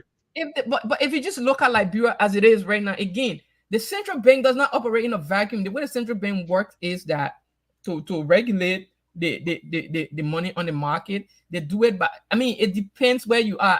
I don't know what the Liberian what kind of tools the central bank has, the central bank of Liberia have in their repertoire to regulate the currency in Liberia. I don't They know don't if they even even control interest rate. that's what I'm saying. So So, so, those so are things that you have to central bankers like people. If you work, I mean, people like us who've been in banking now and understand that you have to come up with these tools, right? To say, okay, this is what we're going to do. This is how we're going to regulate the money supply in the economy, right? Mhm. So, for example, the Fed here, when the Fed want to do stuff, you know it already. They sell government bond, sell and government that's debt, what I want and then our central bank to be able to do, but they will not do that with a foreign currency. That's the but point I'm yes, making. that's what I'm saying to you. And Yeah. then and you have to give them the space and the time to Man, develop it. That's what I'm I saying told to you, you you. were now on the other show. They had that same conversation 30 years ago. And the same result they were saying, time. We are 30 years already late. So the other thing I wanted to read for you, Gabriel, because Mhm. he mentioned the role of the central bank. Mhm. And I just want to read one clause. Please do. The central bank shall have the power to stimulate economic growth through the use of monetary instruments. It's a one line. Stimulate The But use of economic what growth. but monetary it's what vague instrument? and it could mean a lot of things. Fine. But I'm Right. saying that a more empowered central bank is a Right. central bank that is not dealing with a foreign currency, Yeah. that is dealing with their own currency. So they have, if let's just assume if there were powers to be had, if you're dealing with a foreign currency, let's say you have 50% power. If you're dealing with your own currency, you have 100% power. So let's just put it that way. So I'm saying that do not restrict our economic policy to only fiscal Fiscal policy. side. Yeah. Yeah. I think Expand right. your capacity, include the monetary side. Right. But you can get the maximum amount of benefit on the If you monetary side have a single when your currency. central bank is operating with their own currency and not operating with a foreign currency. That's the point I'm making. So the issue about me That I saying agree with you. for the issue of just when it will happen, we can have an argument about that.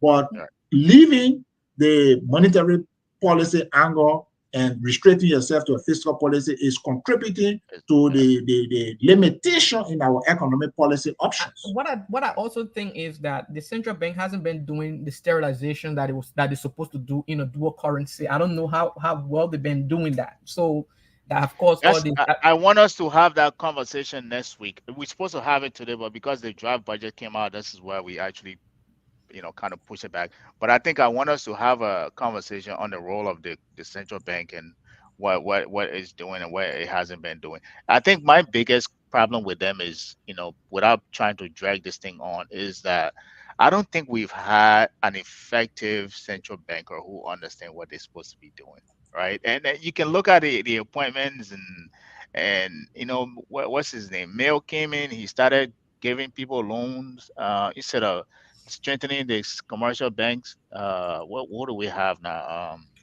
The current guy, he just what I call a lame duck. He just there, he doesn't do anything. Like you said, we have a lot of tools that he can leverage, but he hasn't been effective at that. So I think our biggest problem is putting the right person there who knows the roles of the central bank and being able to do that. Yeah, I And I mean, I think don't that's disagree, but even if you put the right person there, you still have to give him the tools that he needs, right? You still have to come up with. So how do you regulate the currency right now, right? So what they used to do is something called sterilization, right? When you need more US dollar, you there's a window, right? There was a window, a central bank window where people go and do typically, that's not the ordinary Liberian going there to do that now, right? We're talking right. about people who moves like people who move the economy, right? Like for example, you have these big importers and whatnot. If they need Hmm. US dollar, this is the window. That window was specifically, for them, right? So if they need it, Hmm. they can go to the street, right? They come to the window and they do the exchange, and that's how the sterilization was. So that one of the tools they had back then, I don't know how if they still use that tools, We, right? But we we will sterilization look was we'll look into all of that next week. Let's okay. Then let's stop here then. Yeah. I have one more aspect of this thing that I want us to cover, then we can wrap up. And that will be the debt part, which it's I don't know if you want to call it a fiscal part of it or the The monetary what? side, but the debt aspect of the budget, in our Oh, yeah, the debt It's servicing. fiscal. It's fiscal. it's fiscal, right? It's fiscal. So Yeah, let's because it's authorized by the national legislature. right. Let me see if I can bring it up quickly. I think this is it, right?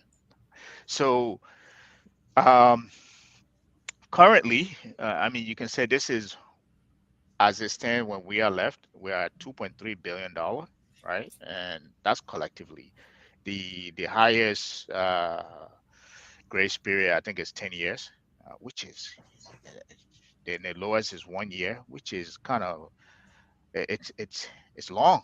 If you can go 1 year without paying your debt, I think that's quite a bit of uh, an opportunity there to take advantage, right?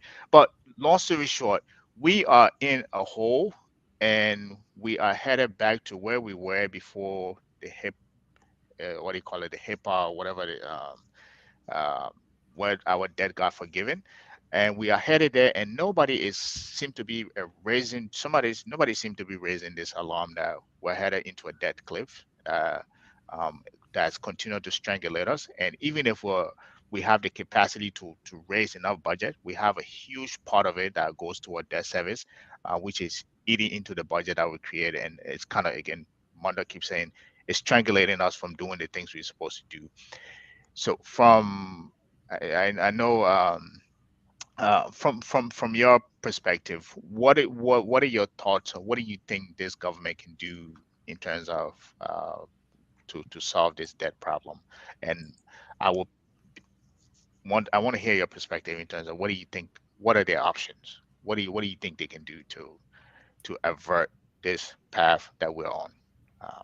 Because I think, for me, I could be an alarmist. You can call me an alarmist. I think this is becoming an alarming uh, growth rate in the debt aspect of it, but I think we need to, have some kind of structure in place to deal with it. Maybe we'll put a ceiling or a cap or whatever it needs to be. But I want to hear your thoughts on this. Um, th- so this is 2 billion, right? 2.3 billion, yes.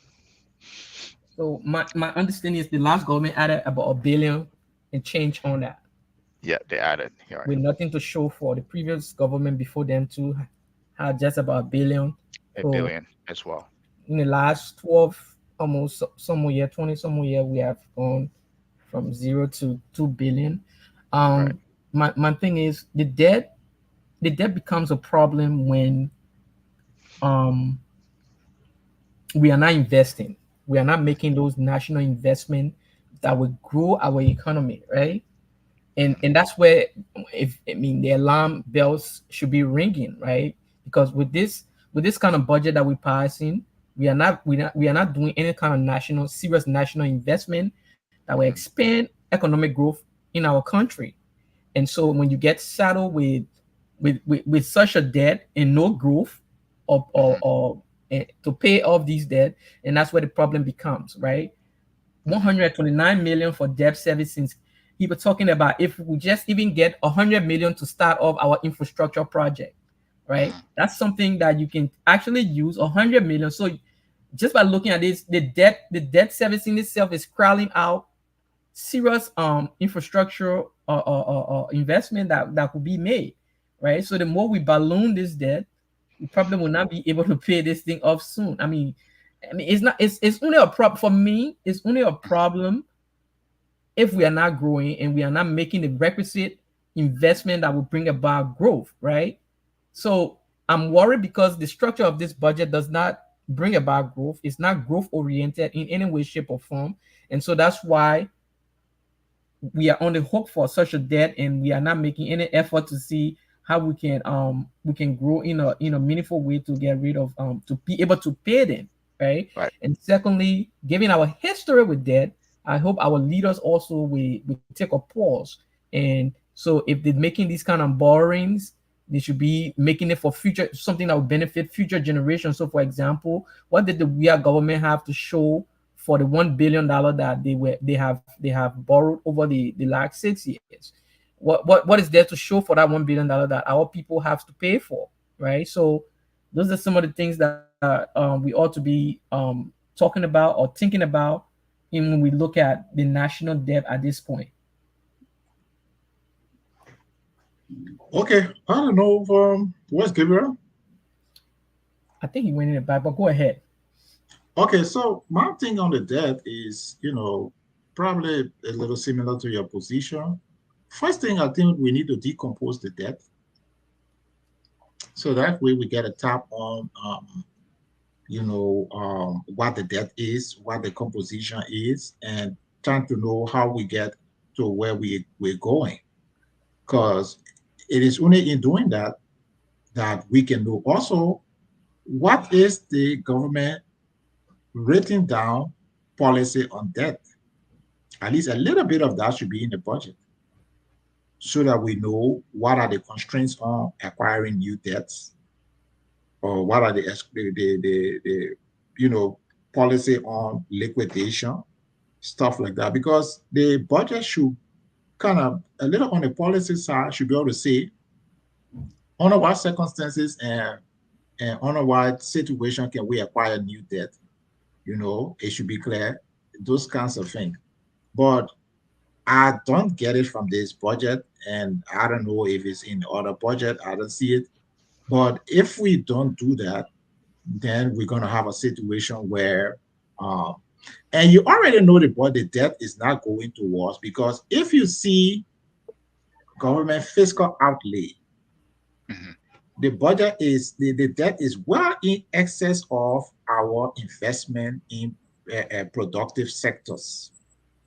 For example, we talk about the public sector investment, right? It's like 58 million, and we talk about debt in billions.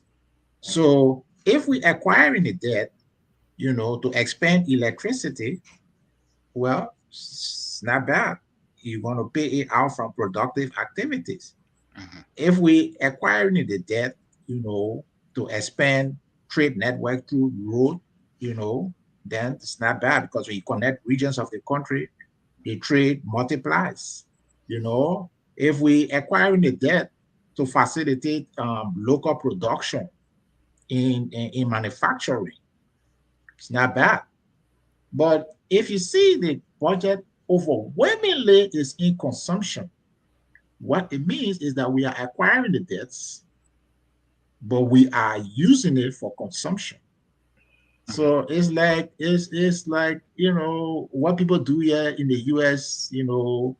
They use the credit card and then they enjoy themselves. They buy a lot of unproductive stuff, Mm-hmm. and then when the recurrent monthly expenditure start to increase, they find themselves trapped in a cycle Yeah. of debt that they can't get out of. Yeah. So it's the same thing we do with the country. So if there's a clear policy written down and distributed to the agency or government that this is what you acquire debt for, these are the threshold. Beyond this threshold, you need to refer to the central authority for approval. Mm-hmm. Those kinds of things can put a check.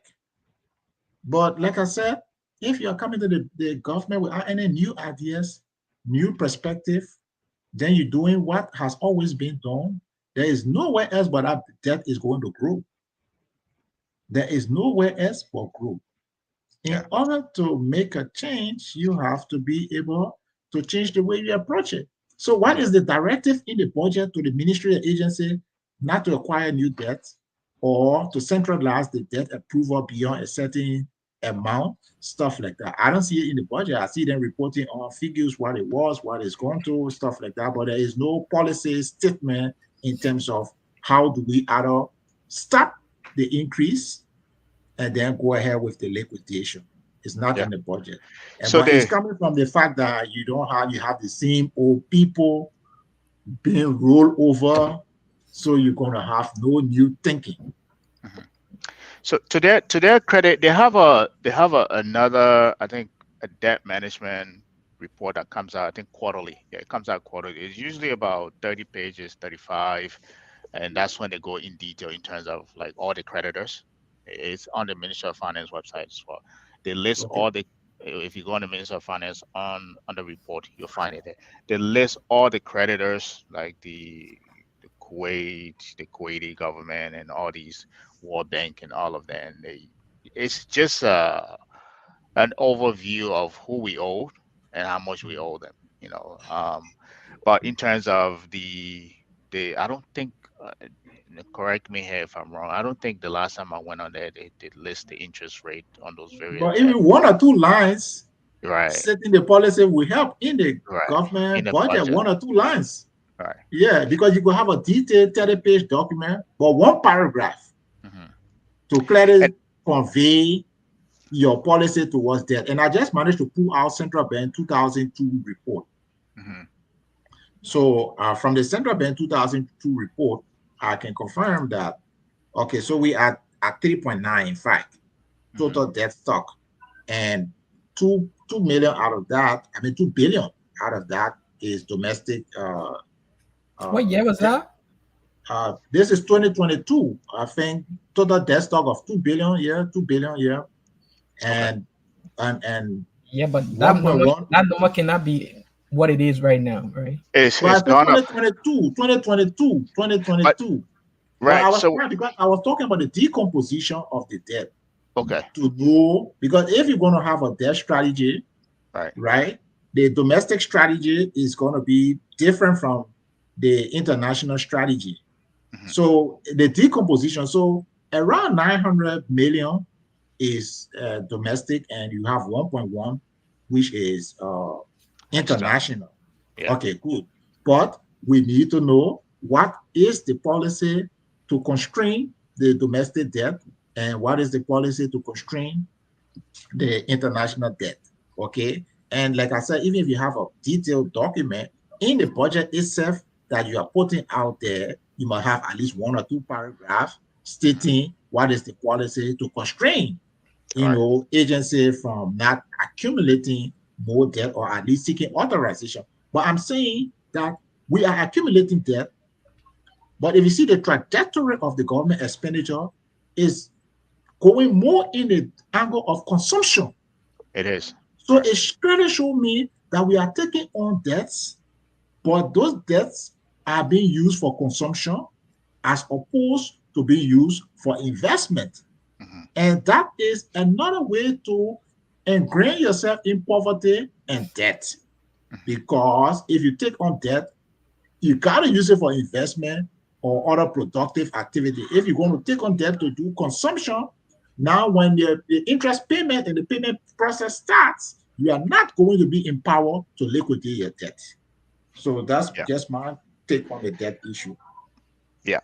I agree. I agree. And I don't think this is just this administration's fault as well. Even the previous administration, usually they will have things in the budget, but they don't do a good job in terms of articulating their views on But them. there's The not same what's thing. to articulate. The guys are just pouring to line their pockets. It's not they're not making The investment in anybody. What's that to articulate? the same thing. If you look in the budget, there's a probably they talk about inflation. Inflation is currently supposedly at 12% right now. They say it's going to go down to 6%, but they didn't say anything in terms of how they're going. They plan on getting it from 12% to 6%. They just say it's going Because to go down to 6%, right? because that's a fiscal policy thing. Inflation has to do with monetary policy, so that the central Right, bank governor is supposed to be talking about it. right, exactly. So I, this I, is I where mean, and this is where you, even if they take a line or two from the central bank and say this is how the central bank say they're going to fight inflation. If you talk about something in there, give I mean one or two sentences or You three got to give a sentences. Hey, gist. this is how it's going to be done, but they don't do that. They just broadly state inflation is going to go down from 12% yeah, to that six miracle percent. now. I mean, the voodoo economics, That's the problem with voodoo recycling. economics now. They don't tell you what. Because I mean, how if inflation you going to go if you down, are and recycling, they're supposed to take that word of inflation. And again, it comes down to, I mean, we have to fix the country. It's too old for these things to be happening. You know, I think it's a competent problem too. And I think that's what I wanted trying to say recycling, right? It's a competence thing too. And no, for I don't think. No, somebody, I think Burma is a good guy. I think Burma knows his stuff. I think this is his first budget, so we should cut him a slack because the last government made a lot of mess too. So he can't come in and so give him slack on the first budget. This is his first budget to get feedback. If he come back next time with this thing here, then that's a problem. Then that means he know what he's doing. no, You know that's what I not his mean? first budget. He was creating budget in 2016. That's not his first. No, I mean in the new administration, that's what I mean. In the new administration, I mean this is All his right, first we'll cut budget him a in the new slack for administration. at least We're this. calling a We'll slack cut of him a him. slack. And and to his defense, in the last time he came in, he was taking over from somebody also, right? So he didn't even have long time to stay there to put his own imprint on anything, right? So Okay. let's give him some uh, slack here. Let's see what he's gonna do going forward. If he come back with a thing next time, then that's a problem. Then I mean he has a I, serious I problem. differ with that actually. I know Burma very well. We were college pals in school, and professionally I know him. Personally, I know him. So it's really not about him per se. But the truth is, apart from Burma, there is a whole bunch of recycles. Hmm. And my point is, the recycles don't come with fresh ideas. The recycle come with what have we been doing before, and we tweak it a bit, tweak it here, and that's the reason why we are having the same issue. So we're having the same problems that we have had 20 years ago, and that is an indication that you are not growing. If your problems are not changing, if your problems are not getting more complicated, it's the same thing. We're trying to provide food, health, medication. So it's an indication we're not growing. We should get to a point where we're not trying to provide food. Maybe we're not trying to provide medication. Maybe we're trying to provide more complicated stuff. So it's really not about Burma. I don't believe the budget is going to change strategically in anytime soon, because firstly, the man who is spearheading the process does not come with any new ideas, because it is the pressure from the new ideas, and that's how the minister gets their charge The to directive, start right? innovating.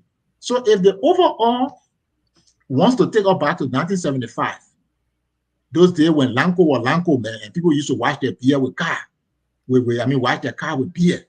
If that's Is where this he's true? taking up, Well, I don't know. That's the story. When Lamco was Lamco, people The used to wash Lamco, their car Lamco, I with heard beer. that. Right, right. Yeah. So if the man is very keen on taking us back to 1975, they're not going to tolerate you coming up with new ways of thinking and new ideas. So you got to fall in line if you want to keep your job. So it's really not about Obama. Do I know him personally? But I'm just saying that overall, this recycling of people means that everybody is saying the same thing. It means that we now, for example, you brought me in today and I tell you, okay, there's a limitation on the fiscal side. Hmm. So if you need to expand and you see that there's a limitation on the fiscal, you start thinking monetary. Hmm. So we are going into the specific, but I'm not telling you that there is another way to achieve your objective. Hmm. So that what happened when you expand, the your conversation as opposed to just recycling the same old people and this and that. So they all come with the same old idea, and that's Hmm. where the problem is.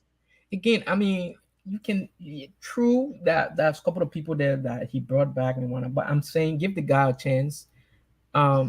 Let's see. Maybe he trying to clean up something here. That's my thought. Maybe he trying to clean up stuff from the past so that they can have a new slate to have to put their own imprint on.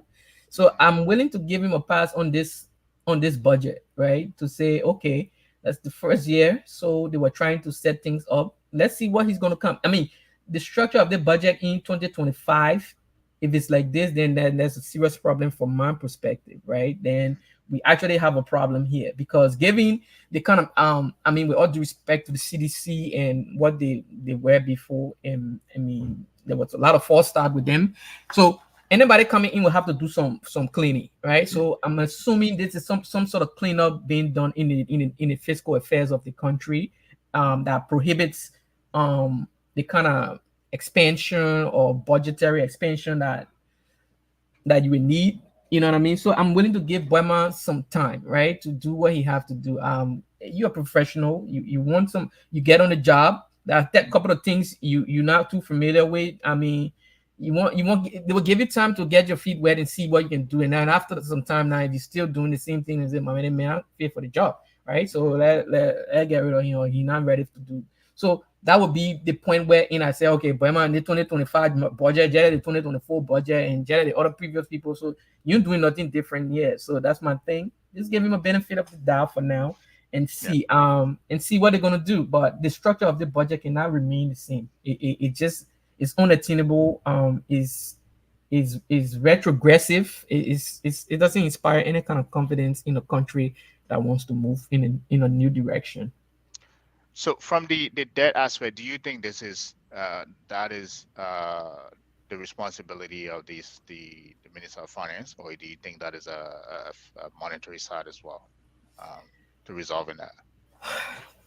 So the thing is, if like bro were going into the market like we do here, to go into the international market and borrow and Uh-huh. whatnot, it's I mean, the debt is a fiscal thing, right? It's still, even Right. though you might use the central bank to do the borrowing, the new borrowing and whatnot, but it's the debt is still set by the fiscal side of things. So it's a fiscal thing.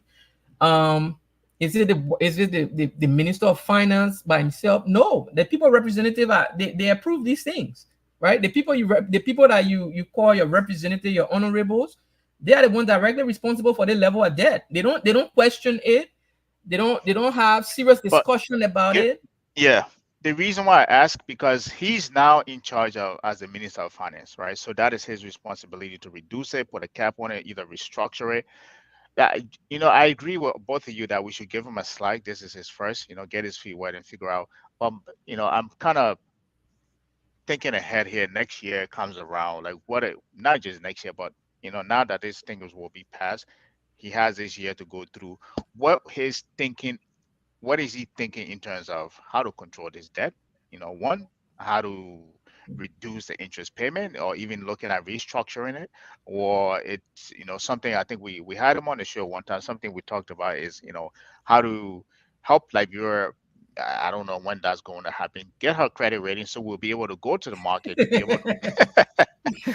Hey, So, I when come you're from a talking preacher something, family. that is the one that is really long term. I'm trying to be optimistic here, okay? I'm trying to be No, but optimistic no, here. but in on a very serious note, those are things Right. that in long term, but those are things that we should be working on because I really That's do right. think Right. So if Gabriel, on the Liberia debt thing, fix, if Liberia they fix things like like her credit rating where she can go into the market, these concession rates that she gets is no better than what you're gonna get in the market. You're probably gonna get something even cheaper in the market Yep. if you really solid for it, right? Yep. So I think that's a long term plan, but for now we're in a concessionary zone where we go to the so concessionaires Gabriel, and do let me what they just throw something at you. Yep. So, what would be the government? Because I'm looking at the central bank report, like I said, for Uh-huh. 2022, and the component of the public debt that comes from the central bank is 605 million. Mhm. So, what do you think could be the government policy with at least 600 million of that money is owed to the central bank? You don't borrow from the central bank. You don't go to the central bank to go borrow. I mean, this And is I a very think strange phenomenon. When in Liberia, I've seen this thing yeah, happen where the central bank right. literally borrow the government money. So where the central bank taking the money from to borrow, to lend rather? Where are they taking it from? They don't print Oh money. well, They don't produce money. they have, of course, they do partial printing, so they have some resources, and then obviously they have the bank reserve sometimes. So what can happen as that money is lying around and gathering dust, sometimes I they mean, the they. central bank is a banker's bank. They're not supposed to. Even though they But serve what as else do you think they will get money from other they, than other yeah, the but that's one what I'm that they saying. print? Well, like the money they're using Yeah, that some that that out that, the that one that other they people's print, money they probably or putting away. alternatively, the reserve from the commercial banks. There is just no other options other than those two. That's what So I'm if saying. they They're are using loaning other out people, they're money, using ordinary people money to make a man with the government who has not put the fiscal house in order. yeah, The but government so shouldn't be Gabriel, borrowing why from your the central take? bank. How do they handle that? Huh? For me, I I was think asking Gabriel Tony opinion. I think we the conversation we had with Boyma on the show here was that I think that's something he should look. It will be something maybe he starts and hopefully his predecessor finishes, or if he is lucky to have 12 years, right? He will be able to start it and maybe see some fruition of it. Is to first start working on the credit rating side. That's one aspect. That's your long term goal, right? If you come in the road, that should be your long term plan. The short term plan will be put a cap. First, look at the interest rate on the various form of debt we have, right? Which one has the highest interest rate? Yes, we're in a high inflationary. I mean, the cost of borrowing right now is very high, at least in the Western world, and I think that's what we come to borrow. So you will It's be not only the Western world. Ghana having right, problem with the debt already. right. To borrow right now is very costly, so you have to wait, but you need to start looking at how you can restructure some of this debt to restructure it so that way you restructure it from the high interest rate to low interest rate so that way it will reduce your servicing outlay. So the 129 million we pay, maybe if we can bring it down to 100 million, maybe 94, 95 million, we get a little bit of time, But the right? money that get And, interest though. huh? That get interest here though. That's what I'm saying. That's just interest. So you look at restructuring it to reduce the interest. If the interest rates, hopefully the Fed reduce, they do the three cutting that we're expecting this year, it happens. That way we'll have the ability to do that. But from the domestic part, I would say put a cap on borrowing from the central bank. And once you put that cap on it, you're able to convince yourself to put that cap. What it will do, it will force you now to strengthen your domestic revenue collection. So that way, hey, if I don't raise enough money, I can't go borrow from the central bank anymore. So I am forced. It will force you to look at ways to collect enough tax revenue to be able to to to to If And I'm to deal besides with saying, that. I'm saying, if Gabriel, besides that, let me come in briefly. Right. And I'm saying to you, Gabriel, that the failure to put a paragraph of two clearly communicating the policy, because it's disadvantageous to them. Because Mhm. one, the budget becomes law when it is passed. When it's passed, yeah. Yeah. So it obliges people to operate within that framework. Yeah. So if you have a policy instrument on your website, whatever that you are using that Mhm. was internally generated to communicate, well, it doesn't have as much force as when it is communicated in the budget that Right. subsequently becomes law. Right. So to write a budget and not put, I believe, not even a paragraph, I believe a complete page or two It should be dedicated clearly to that. I agree with you. Yep. your debt policy and Yep. communicating that to other ministry and agency through the budget, not through any Right. other instrument, but through the budget. Right. They have lost an opportunity to get a grasp of the budget situation. Mhm. And so what they can do, probably not for this year, or since the budget is not yet completed, is to do that so that it communicates to the ministry and agency, this is how we will approach Yep. debt from now on. But if you leave that out of the budget, you just leave an opening for other people to claim lack of knowledge, maybe of whatever financial instrument you may have on your website or that you communicated, or some people will claim that, but this is not law per se. So This is why I was saying that it's Let's a have a debt confidence thing, ceiling but you law, guys say, right? hey, So let's cut before, somebody slack. let's I have a mean, debt ceiling law. Like you can only borrow up to certain amount in a particular year or 2 times, right? So if you need to expand the debt size again, you have to come back for if you put it in the budget, then it's law. no, no, right. no. The one that you just distributed before the show, if you put it in there and it's passed, it becomes law, at least for that Law, year. yeah. And if you roll it over, it continues to be law. So what other way can you make it law? What I'm saying is do what we do here, right? We have a debt limit here. So if Right. the treasury goes and borrow money and they about to hit that limit, they have to come back for reauthorization. That's what But I'm in saying. Liberia, we do it by way of the budget law. So the budget So itself is a law. That's what he's saying. If you put it that's in the what budget, it is. Once it's it becomes passed a and the law. president signs it, it's a law. So Right. put it there. Don't leave it on your On the website or in website. another document or whatever. Even if you have it in a 100-page document, take at least 1 or 2 pages of that And budget, I mean put it that in the debt put it in the policy, budget. and Yeah. put it in your budget, because when it's passed, it becomes law. And nobody can claim lack of knowledge, and nobody can claim lack of obligation, because you are supposed to know the law in the country. Okay, so that's the point I'm making. So, but if you don't do that, and you run the risks that if you don't put controls, you run the risk I that just people don't will understand continue this strange to phenomenon of borrowing accumulate. from the central bank. And I I don't just understand it. I don't know I why don't we get do it. it. I don't know who It just started doesn't it. It's make politics. sense. It's politics, and because a lot of times they appoint people who are not necessarily competent. That's what And I said. so when they appoint you and you're not necessarily competent, and you know that there were tons of competent people who could handle the job and they give it to you, when the same person come back to you and say do something in violation of, You wanna do it. your law, you just honor. If you remember, there was a guy they appointed called Patrick. Nathaniel Petrie. Yes, and he said, "Oh, the central bank, we have our statute, we have our law, but if it costs us to relax the central bank statute a little bit to carry on the president directive, then that's what we would Yeah, do." I mean, I'm sorry, Petrie So was that not is the kind of mentality. individual, right? So And you guys agree with me now that we have a competent issue at the central bank. oh If you yeah, look at the yeah. So whole if you have appointment, There is a people who problem don't at the necessarily there feel, is a problem at the central bank. It's obvious because of the way it's being ran. No serious central banker will be. I mean, just look at the last audit report that it just did and see the central bank response to the auditor's question about the loans that they were giving to the government of Liberia. Right? It tells you that these people have not worked in structural environment before. at They does not all. understand how institutions supposed to be ran. I mean, before you even make those kind of move, who are the lawyers? Why your legal department?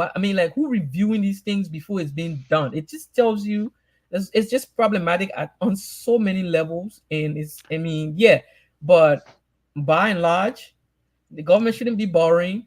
True, set a cap on the amount of debt that can be borrowed in a particular year's time or two, right? If you hit that ceiling, then it needs reauthorization or some sort. It put in the budget, right, and so forth. But you have to grow the economy if you want to get a handle of the debt. That's what's going to happen. We had this problem in 1870. Roy was trying to grow the economy. He took on debt, but he didn't get to do what he was supposed to do to improve it. And we back at square. Well, most of the things that are happening in Liberia, you can look back to its history, and it's just there. Almost like people don't learn from these things, or they just haven't taken the time to read up on it to know what's supposed to be done. All right. So let's go to the comment session so we can wrap up here. I don't think we had a lot of participation today. It's too much. This stuff is complicated. It's come. It's come. The hottest. But that's part of the reason why every time we discuss it, we try to tone down the Yeah, jargon tune it down. Right, right, so right, that right. it can be more audience friendly. That's why you Yeah, see all the time I try to really like break it break it down down. so that Yeah, yeah, I the think we audience. need to do that too. Because if we Break don't it tone down. down the jargon, we Sometimes might it have. sometimes it's really hard to have But this we have to discussion, because you're right? having a With the public show, layman, you're because then having almost like you plumbers, have to be that you're you're teaching having somebody all mechanics, over ABC. right? You're having all these people listening, so you really have to tone it down so that they follow. Yeah, Because at the end of the day, you want people to follow. I used to communicate like that too, but then somebody told me that if you're communicating, the onus is on you for the next person to understand you. So if you're talking to somebody using all the jargon and they don't understand, the joke is on you because you Yeah, end up yeah. looking like a. So we can But yeah, discuss the. But people know I try yeah. to Let's break it down a bit So so no that questions. the regular yeah, people can follow. let's go into the comments. I think we have a little bit of uh, activities going on here. So this is Francis Wilson said, why do we expect support from countries with working economies when the official of our government earn more than the official of theirs, but we continue to beg? Ooh. I think there was this was the in reference to the external support that we are talking about. You know how Yeah, we go I beg agree for with. money outside. Nobody's gonna be giving you money when you don't even managing your own money well. You shouldn't be going. I mean, the other people citizen get up and go to work every morning. Your own and sit down on the broad street. They think they go by on empty handed. Then you're supposed to be. I And mean, you owe somebody money, but you eating rice and gravy every day. The yeah, person yeah. will be And but like, you saying you get money. you I say mean, you go get come back money, you go tomorrow. back, go come back tomorrow. This is Joseph Conto. Forgive me if I pronounce it. With a He said, balance. would the balanced growth or the unbalanced growth theories factor into these investment or the side of the government? Who have you guys heard about unbalanced growth? I don't think I've heard about uh, Just that talking theory straight at all. economics here. Yeah. Um. What is it, Joe?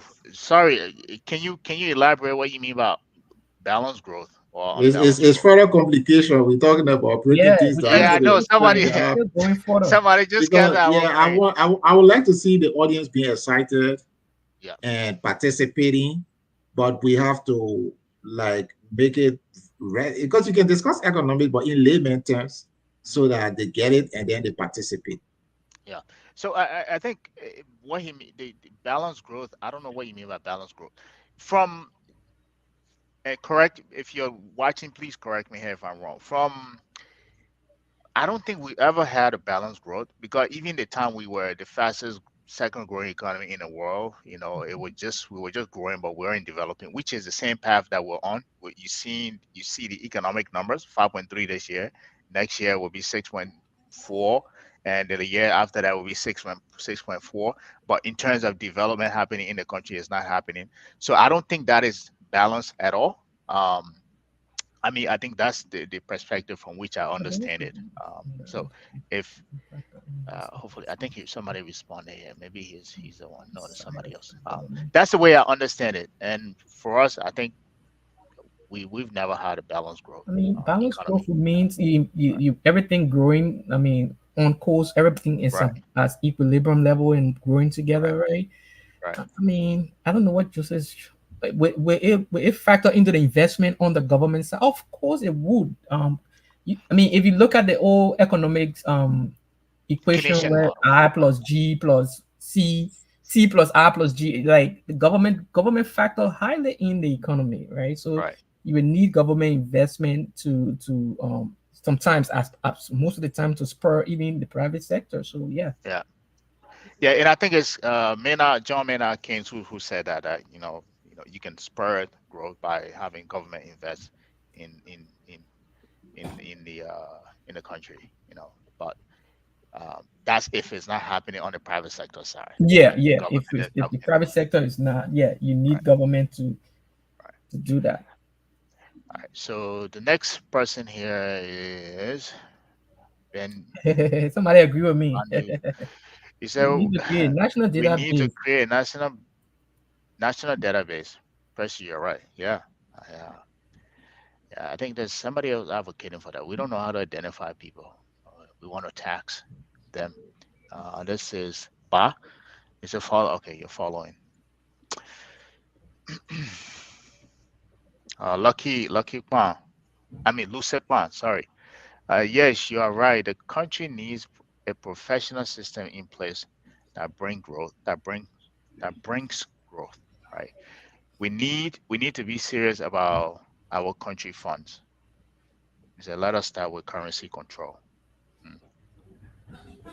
I mean, I like how Any people thoughts? talk on the internet, but then election time, nothing will be rational again. That's the part I don't get. How these very We don't rational have people, debates. We don't how have do you have debate. all these very rational people when elections are here? These people are in a minority. Thank They need you. to There do you go. something. I agree. Right. And I don't think we have debates where people can go and ask some of these questions and say, hey, And we need to do that. We need to go to right. that debate model. You can just elect people and then when they tell you what to do, then you expect them to do something. You see The what happened in the people, last the one people election? have a tendency in Liberia. Two things that keep us down. One, this issue of consuming now, like, oh, drive me sweet. Mm. But what will we be eating For the meat dry. until the meat gets dry? We Mm-hmm. don't want to make sacrifices, even though we know that a better day will be ahead, but we don't want to make sacrifices. So it keeps us down, mentally, It's the typical maybe, like friend then. If you get the yes, man say I'll give you $100 tomorrow, but only got yeah, down on me right now. I say, man, I'll give me my down right now. I don't know how yeah, to do yeah. tomorrow. Not So yet for it's the always about today, future. Delayed gratification is not there. No, it's not So in our culture. yeah. So this guy Which has affects the another. way we do, because now when you go to election, the people say that book will eat. Mm. Yeah, So that Alfred. book will eat. So meaning, if you come here as a politician, like I gave a Mm, joke the other day, I said, when I was contesting, in the last election, the other guy who was my compatriot, he was in the community distributing money, and they want that. I mean, they would do a better job, because the Liberian people, that's what they kind of focus on when you have election. They don't go to the debate; they go to where there is money and food and things being distributed.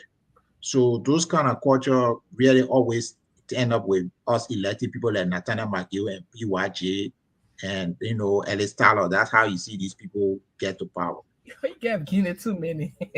Go ahead, well, I know. continue. Yeah, give me He's man again. on it. So we have Alfred Buddy. He said Liberia. I don't know what the L are. Maybe he mentioned. He said Liberia Liberia seems to seems to be be afraid of true afraid of true sovereignty. sovereignty. Right?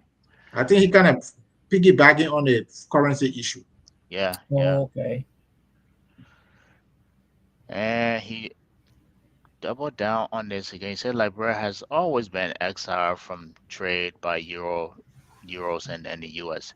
Tapping in diaspora trade is essential for Liberian development. We can start with low hanging fruits like businesses abroad who are in need. Hmm. Any thoughts on this? Uh, you said we've been. I don't. So you said Liberia has always been exiled from. Okay, but how true is that? If we're part of the AGOA, I don't All know. I mean, this, I can read all this different minds. complicated way of communicating economics is something I have problem with. yeah, you said Look, we you just always. say the thing very simple, As and people will understand it. But I think sometimes when it comes to economics, I people think want to people show far understand more that. that they have the knowledge than communicating information but I tell you what, promote local production, Mhm, produce goods in Liberia, sell it abroad. It's very mhm, simple. Even a mhm, woman in the market can understand it. Produce goods in Liberia, sell it abroad. And that producing goods in Liberia, it doesn't have to be physical goods. You can have a service in Liberia that you're selling abroad. Like if you have a computer specialist, they can be based in Liberia, but they can sell their service abroad. So when you do a lot more of that, either you produce goods in Liberia, you sell it abroad, or you have a service that is being, like developed in Liberia and sold abroad, you will earn international currency, and all of that will help your economy. So that is a way to go about it. I don't know whether that what he explained that is what he's trying to say, mhm. but if that's what he's trying to say, yes, then I'm in support of I mean, I can read his mind from what he's wrote here, like tapping into Hmm. tapping into the diaspora. I mean, like Yeah, I'm tapping. a PhD economist, so Yeah, I uh, don't know what he's trying to say. Hopefully, he can maybe make Does he another want comment. Liberian businesses to have direct access to the U.S. market? We do, but by way of But why AGOA. do we have to always come to the U.S. market? What? Look, That Africans needs is, to trade with Africans, right? But if yeah. we can, the entire continent itself, if we can just open up, like start trading with one another first, right? It will do a great deal to well, the I think continent. it's addressing your point.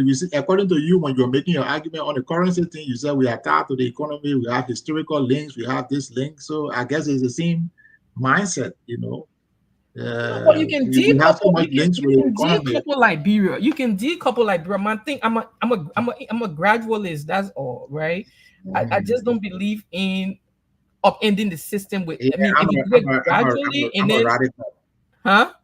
I'm a radical. Yeah, that's what I'm saying. The radical Yeah. being like, oh yeah, people they couldn't wait for, the evolution. They decided to do revolution, and then that's what we're still talking 18 There years. are So other But countries that have done revolution and have made progress. So it that's depends on being how true, a you but it look at radical it. depends. doesn't mean like you're like this kamikaze style. Radical meaning that you want to solve problems from the roots. Uh, That's what the word radical mean. Radical comes from the Latin word mean radic, which mean roots, to solve problems from the root. But but um, but it my doesn't sense mean of like you have to be kamikaze, right? yeah, my sense of what I don't believe in that barrel thing and all of that because it's low productivity. I really feel that jump starting Liberian businesses means producing things in Liberia, physical things I Yeah, agree. That's that that's you what it's. use in Liberia and that you can sell abroad. yeah. I also believe in developing skills in Liberia, Hmm. but mostly skills that you can sell abroad. Hmm. Hmm. So You don't that even need way you Like the can, 10,000 technology people that they're supposed fine, to train, right? fine. When you train them, then some of them may work and sell their skills abroad and while residing in Liberia. So the payment will be coming towards Liberia and Mm. that would help the economy. But all this grab items from the barrel, sometimes they send even items that cannot be used anymore and they just I send it mean, to Liberia. the thing you're talking. This is the same model that India use right now, right? Mm. India has very cheap labor, but they have skilled labor. They have skilled labor, but it's cheap there also to do certain things. That's what you have. If you work in finance and whatnot, you always have offices in India, Mumbai, and those places. Then you always Hmm. interfacing with them, right? Yeah. The labor cost is cheap, right? And Skill set is high. and then the skill set is high, right? So you have Right. cheap labor, high skill that people can use here and whatnot, as opposed to if you hire an American person in if they to do that same job, you have them put in 401k, health insurance, all the different costs in account. You got to do that thing in India, right? So Yeah. that's what I'm saying. You can do those things. We have the and again, that's the thing. Our government, most of the problem that But it's exists not in reflected Nigeria, in the budget. It's not most of the things reflected that in the have don't budget. be that the problem we have in Liberia have been solved somewhere else before. So we just have to look at it and retrofit it. But what the guy's saying, we also have a skill gap. Of course we do. In math, In you say math in and math and science. science. Of Yeah. course we do. I agree, buddy. Okay, so I think we have kind of some of the comments, right? Yeah. Um. What else do we have here? The problem is Alfred. Liberia doesn't Alfred. have Alfred is busy with us specialized today. printing press Uh. or So the electricity. problem Yeah, is no Liberia doesn't have a specialized printing press or We're talking electric PPT, yo. electricity and Digital currency, no, like low internet infrastructure to make digital currency available yet. Digital currency, like did we talk about digital currency? we How talk about we have one guy here one time on the show. One guy he was talking PPT and Labro can even control. I don't know oh what yeah, game. What yeah. I do CB. I know CBD. I mean, so kind of stuff. We CBD, were yeah, talking yeah. It was PPT. Well, I think it just shows that we're out of the comments. So I mean, yeah, we yeah. can We're out of comments. And the last one, this is the last one. This guy usually follow us. Hey He said man, I've been trying to actual follow, but facts. the discussion was over my head at times. But thanks, gentlemen, for the discussion and so education. what I turned me over my head. I mean, Was he it was understanding exactly anything? what He you was said talking about passing earlier. over your head. Yeah, But we then have again, Yeah, I think we need to make a deliberate attempt to to speak No, but a economics, certain discussions but you can minimize have the. at least some sort of foundation, right? This I'm place is not not saying yet. don't discuss it. I'm only saying communicate it in a way Yeah, but that the unless average listener So look will what he said. you understand. see, that's what I'm saying. Eh? You have to come Look to what this he said. discussion with some sort of foundation. You see, they may have He to go didn't have the define fiscal foundation. policy, monetary policy, right? So some sort of foundation. You gotta have some sort of foundation for this thing, and we're talking to make sense. At least, I No, mean, it's but not so much that we're communicating complex things, right? Or we're so not be speaking too much jargon. like we use the monetary policy and fiscal policy. At least we're supposed to break it down. What monetary policy mean? Like Hey, monetary boy. Oh, policy is. Then I mean, we're that the still country on we here. have. That's the country We're we have. still yeah. on here. Unfortunately, you I want sure people the to mayor went to participate. high school. He did economics in high school. Now Yep, I listen to Yeah, what he that's said. This is the last comment. He said he learned something new. I'm glad we're able Exactly. to show you something new. Right. But that's it for the comments, guys. That's That's I think that's nice. yeah, that's all we have for comments. But next week I want us to really go into. I know we had a schedule for today. I want us to talk about the central bank and its roles and Gabriel, is it how. possible to reach out to somebody at central bank? Maybe have one central bank staff. Maybe start with a public The relation the person. person I could have used is Thomas Wule, but I haven't been able to get in. I think we had him on But the show maybe probably. just reach out to the public relation person and say, look, we're having this discussion and let's Yeah, just see what happens, I guess. I Are would I would the do that. public relation person going to be coming to talk monetary policy, or they just going No, to be? that's not what I'm saying. I'm saying that If they the can public relation arrange it, person can right? arrange internally Oh, who is okay, better placed to come on this discussion. Mhm. Yeah, that's the point. probably. Yeah, that would be a good The one. best person we can have is the governor himself. Comment take But you're But talking you can like see that it will be hold on. difficult. I tell So you, you your can shit. start laugh. with them sending the most available, The four soldiers, right? yeah, Nah, the I most mean, I think available I would take person. anybody over the governor at this point. The governor, I've heard the governor speak about monetary policy. He seems lost. Almost Yeah. like he goes and just regurgitate what he Regurgitate. right. Like he's not somebody that is well versed in even monetary policy. So I would Yeah. take the deputy, probably a principal deputy or so, maybe over the governor. No disrespect. It just, I mean, I've seen the guy talk so many times now about monetary policy. It just seems like he's out of his depth. A lot of people watch this show after when we're done on YouTube. So Yeah, that's hopefully what happens. he That's what gets I his said. opportunity to see it. And if he sees it, you have become enemy number one on his Governor, list. if you see this show after we finish it, please send your deputy here. We appreciate it. I'll reach out to them. I'll do that. I think they're more active on LinkedIn than they are on any other social media. So Just we never know it could work. You just make a shout out and see what happens. Just tell yeah. them you host and we that maybe you got one of your radical panelists who always bring you up this issue stuff like that. Yeah. Yeah. But gentlemen, it was a great discussion. Like what is this guy named Actual Factual? I've been trying to uncover who that person is with Actual Factual, Man, but I there's no haven't been need. able There's no need. to. Like Actual Factual say, I've learned something new today. I always learn something from you guys when I come on the show. Which is I think good. right. We wanted to talk. We talked about the budget, but I think we're not even a tangent. We took a left and started talking about the central bank, which It's from the hard to money. talk fiscal things without mentioning the monetary side. It's just Yeah. hard Right. because So they feed off of one But another. it came into being because we were talking about I think facilitating business investments and stuff like that. So since there wasn't much room in the budget, where right. else could this growth comes from? I think Mhm. that was right. So it was indeed part of the budget. It was indeed part of it. Right. Okay. Good. And as I said, I enjoyed the conversation. So hopefully, you know, you guys took away something. At least from I got different perspective, from you guys as well. Um, but I think that brings us to the end of the show. I want to maybe hear your final thoughts on this, on the what we talked about. Any final comments, parting comments before we wrap up? Let me go. Make it Yep. quick. Listen, if you're a Liberian sitting here, I don't want to because the guy said we're passing away. I want to make it simple. If you're a Liberian and you're watching this show, Mm. the budget, the way it's looking, it's not good. You're not correct. The budget here will never get you the kind of school you need for your children to go to. Mhm. It will not get you the hospital you need to go to when you're sick. Yep. It will not get you the roads that you need in your community. It will not get you a lot of stuff that you need. The budget here is not for you. The way the budget is structured, if you're watching me anywhere else, it's for the people that are in Monrovia, in the government official, and the partners. It's not for you, the ordinary guy who's trying to make ends meet. It's not for you, the pimping guy who's riding your pimp. It's not. This budget is not for you. Nobody should tell you say you're gonna get anything out of the thing here. It's not for you. The structure of the budget is not meant for you. It's meant for the people who in the bureaucrat. I don't want to use the big word. The people who in the government, right?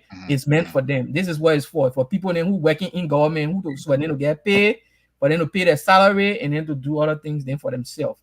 This doesn't have anything to do with you. Even if they send money down to you at the county level, the money they're sending to you that's peanuts, comparatively speaking to what you're supposed to be getting, the benefits you're supposed to be getting. So the budget is not for you, but I'm giving the finance minister the benefit of the doubt because that's his first budget. And let's see what he's gonna do with this one, and then next year let's see how he's gonna improve on it. But if you're sitting now, you're ordinary person, the budget I just passed, move your half from there. You ain't get nothing inside for you. That's it. That's my parting comment. Perfect. I like that. Thank you for making that very simple. At least, hopefully, that was understood by everybody. Wanda. Okay, so thank you very much. It's nice being on the show and discuss a little bit of economics. I would summarize by saying in the Liberian population, they have to see the budget not just as some kind of goodwill or some Father Christmas or so where you just get goodies and just consume whatever money is being generated, because the government told us they have savings. Now, it's not enough for you to save money. If in your personal life, if you save money, but then you end up the money you save, you take it to the club and you drink it up, it doesn't do you any good. Or if you save money and then you use the saving to have party, it doesn't do you any good. If you save money, either you use it for education, which will improve your ability to make more money in the future, or you use it for maybe business investment, which will enable you to generate more money in the future. So if the current government said they save money by cutting, then ask where was that saving deployed in a way that would make us to generate more money in the future. I think if that wasn't done, the fact that the budget is 92% consumption and only 7% investment shows that that was not done. So, and the same way with the debt is high, okay? But if the debt is high, why are we taking the debt? The same analysis. If you take the debt to build a road, or you take the debt to supply electricity, then of course more people have access to power, they can produce stuff and they can sell, so that more money. Or you use the debt to build roads, people can connect and trade, so people can take goods from the farm and come and sell it, that's more money. But if you take the debt and you increase it, but you're not using that debt for investment, you are inviting poverty, because one, you are consuming, two, you have to pay the money back and you have to pay with interest. And so either way, you will be draining yourself in poverty. I also want to emphasize the fact that there are two ways to improve your economy. One side is the fiscal side, and maybe I can further break down. That is where you tax and you decide how you will spend that money. Yep. So that's the fiscal side. You collect taxes and you decide how you will spend the taxes. That's the fiscal side. But we are seeing that the government revenue is limited, and since they're not coming with creative ideas, the ability to really do a lot of stuff on that side is limited. So, but there's another side that is still open, which is the monetary side. That's the side spearheaded by central bank. But I am saying that we have a limited ability in the central bank because they are being limited by this dual currency policy issue, that they are dealing with a foreign currency. And so the way a lot of other countries' central bank are very strong and powerful, that strength and power is coming from the fact that they are dealing with the currency that they have total control over. Yeah. Not yeah, you're dealing with euros or you're dealing with US dollar, and so you don't have that level of control. So the government does not need to overemphasize fiscal policy even when there is limited space. They can now start looking into how the monetary side can contribute to the improving the economy and not just restrict themselves. I have to say the only way to do this thing is to go by way of fiscal policy. So on that note, I would like to stop it here. But I also suggest we really make some effort to bring in some policy people. I think the people from the House of Representatives, some of them, they send their politicians, they are more open to coming on these public forums so they can come. We can also Yeah, reach out to the CBL or other people locally who are into that space to just see how we can have some local flavor on it. yeah. So that's my ending comment. I thank you. I think both of you made, you know, great points throughout the discussion. I honestly, I have nothing to add to that. As I said, I think I'm tired talking about the budget until some, somebody does something radical in terms of changing how, we go from, spending almost a third or half of it on consumption to making it development focused. Then I will come and revisit discussing it to see how it can help us. But until then, I don't think it's served the average person in Liberia. I just think it's just we collect money like you rightly said, wonder like tax. I mean, we do credit cards here. You just somebody give you the credit card, you just go and spend it and spend it. You don't do anything with it. All of a sudden, you're drowning in debt, which I think we're dealing with as well. We have a $2.3 billion debt. That we have no control. We have no strategy how we're going to deal with it. We have no way of putting a cap on it. There's nothing as to how we're going to deal with that. We just going on this cash flows base and continue to borrow our way into the you know every year. So for me, as I said, I want to give these guys some kind of benefit of doubt that this is their first year and maybe they're going to do something different in the years to come. But I think we've been down this road before, so I think there's not really much to expect from them. What the problem that I think this is going to do again is kind of leading us in a way the same place we've been that got us into war. There was this division and all of these things. You cannot continue to have a very unequal society and continue that in perpetuity. Some way that ball is going to bend, it's going to break. So until you realize that and continue to and continue to rectify that at least step by step to make sure that the benefit of the country is enjoyed by everyone who is in our country, you risk creating a problem that you have to deal with later on. So that's my message to the whether you're in a House of Representative or House of Senate or wherever you are in the government. That should be something you should be paying attention to. But overall, I think this was a great discussion. I enjoyed it. I like talking about these things. But talking about things that to a people to an audience that don't listen, I think it's just a waste of time. But hopefully you guys learned something from it as I did as well. And again, like somebody keeps saying, this is we need to continue to do this to educate the audience. So I guess in a way, it kind of serves a purpose as well. So, um, but that's it for me. But next week we're going to have something very exciting that I'm very you know passionate about, which is the central bank and our monetary system. And we're going to look at it, because if the government isn't doing what it's supposed to do, hey, you look on the other side and see what the central banks and the monetary system can do, or other solution that we can put out there that they can look at,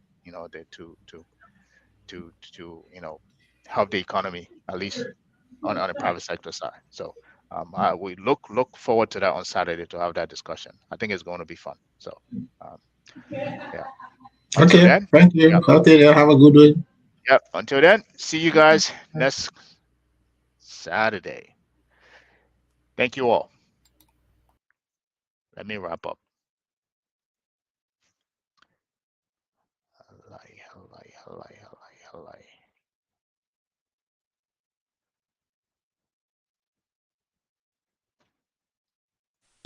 We are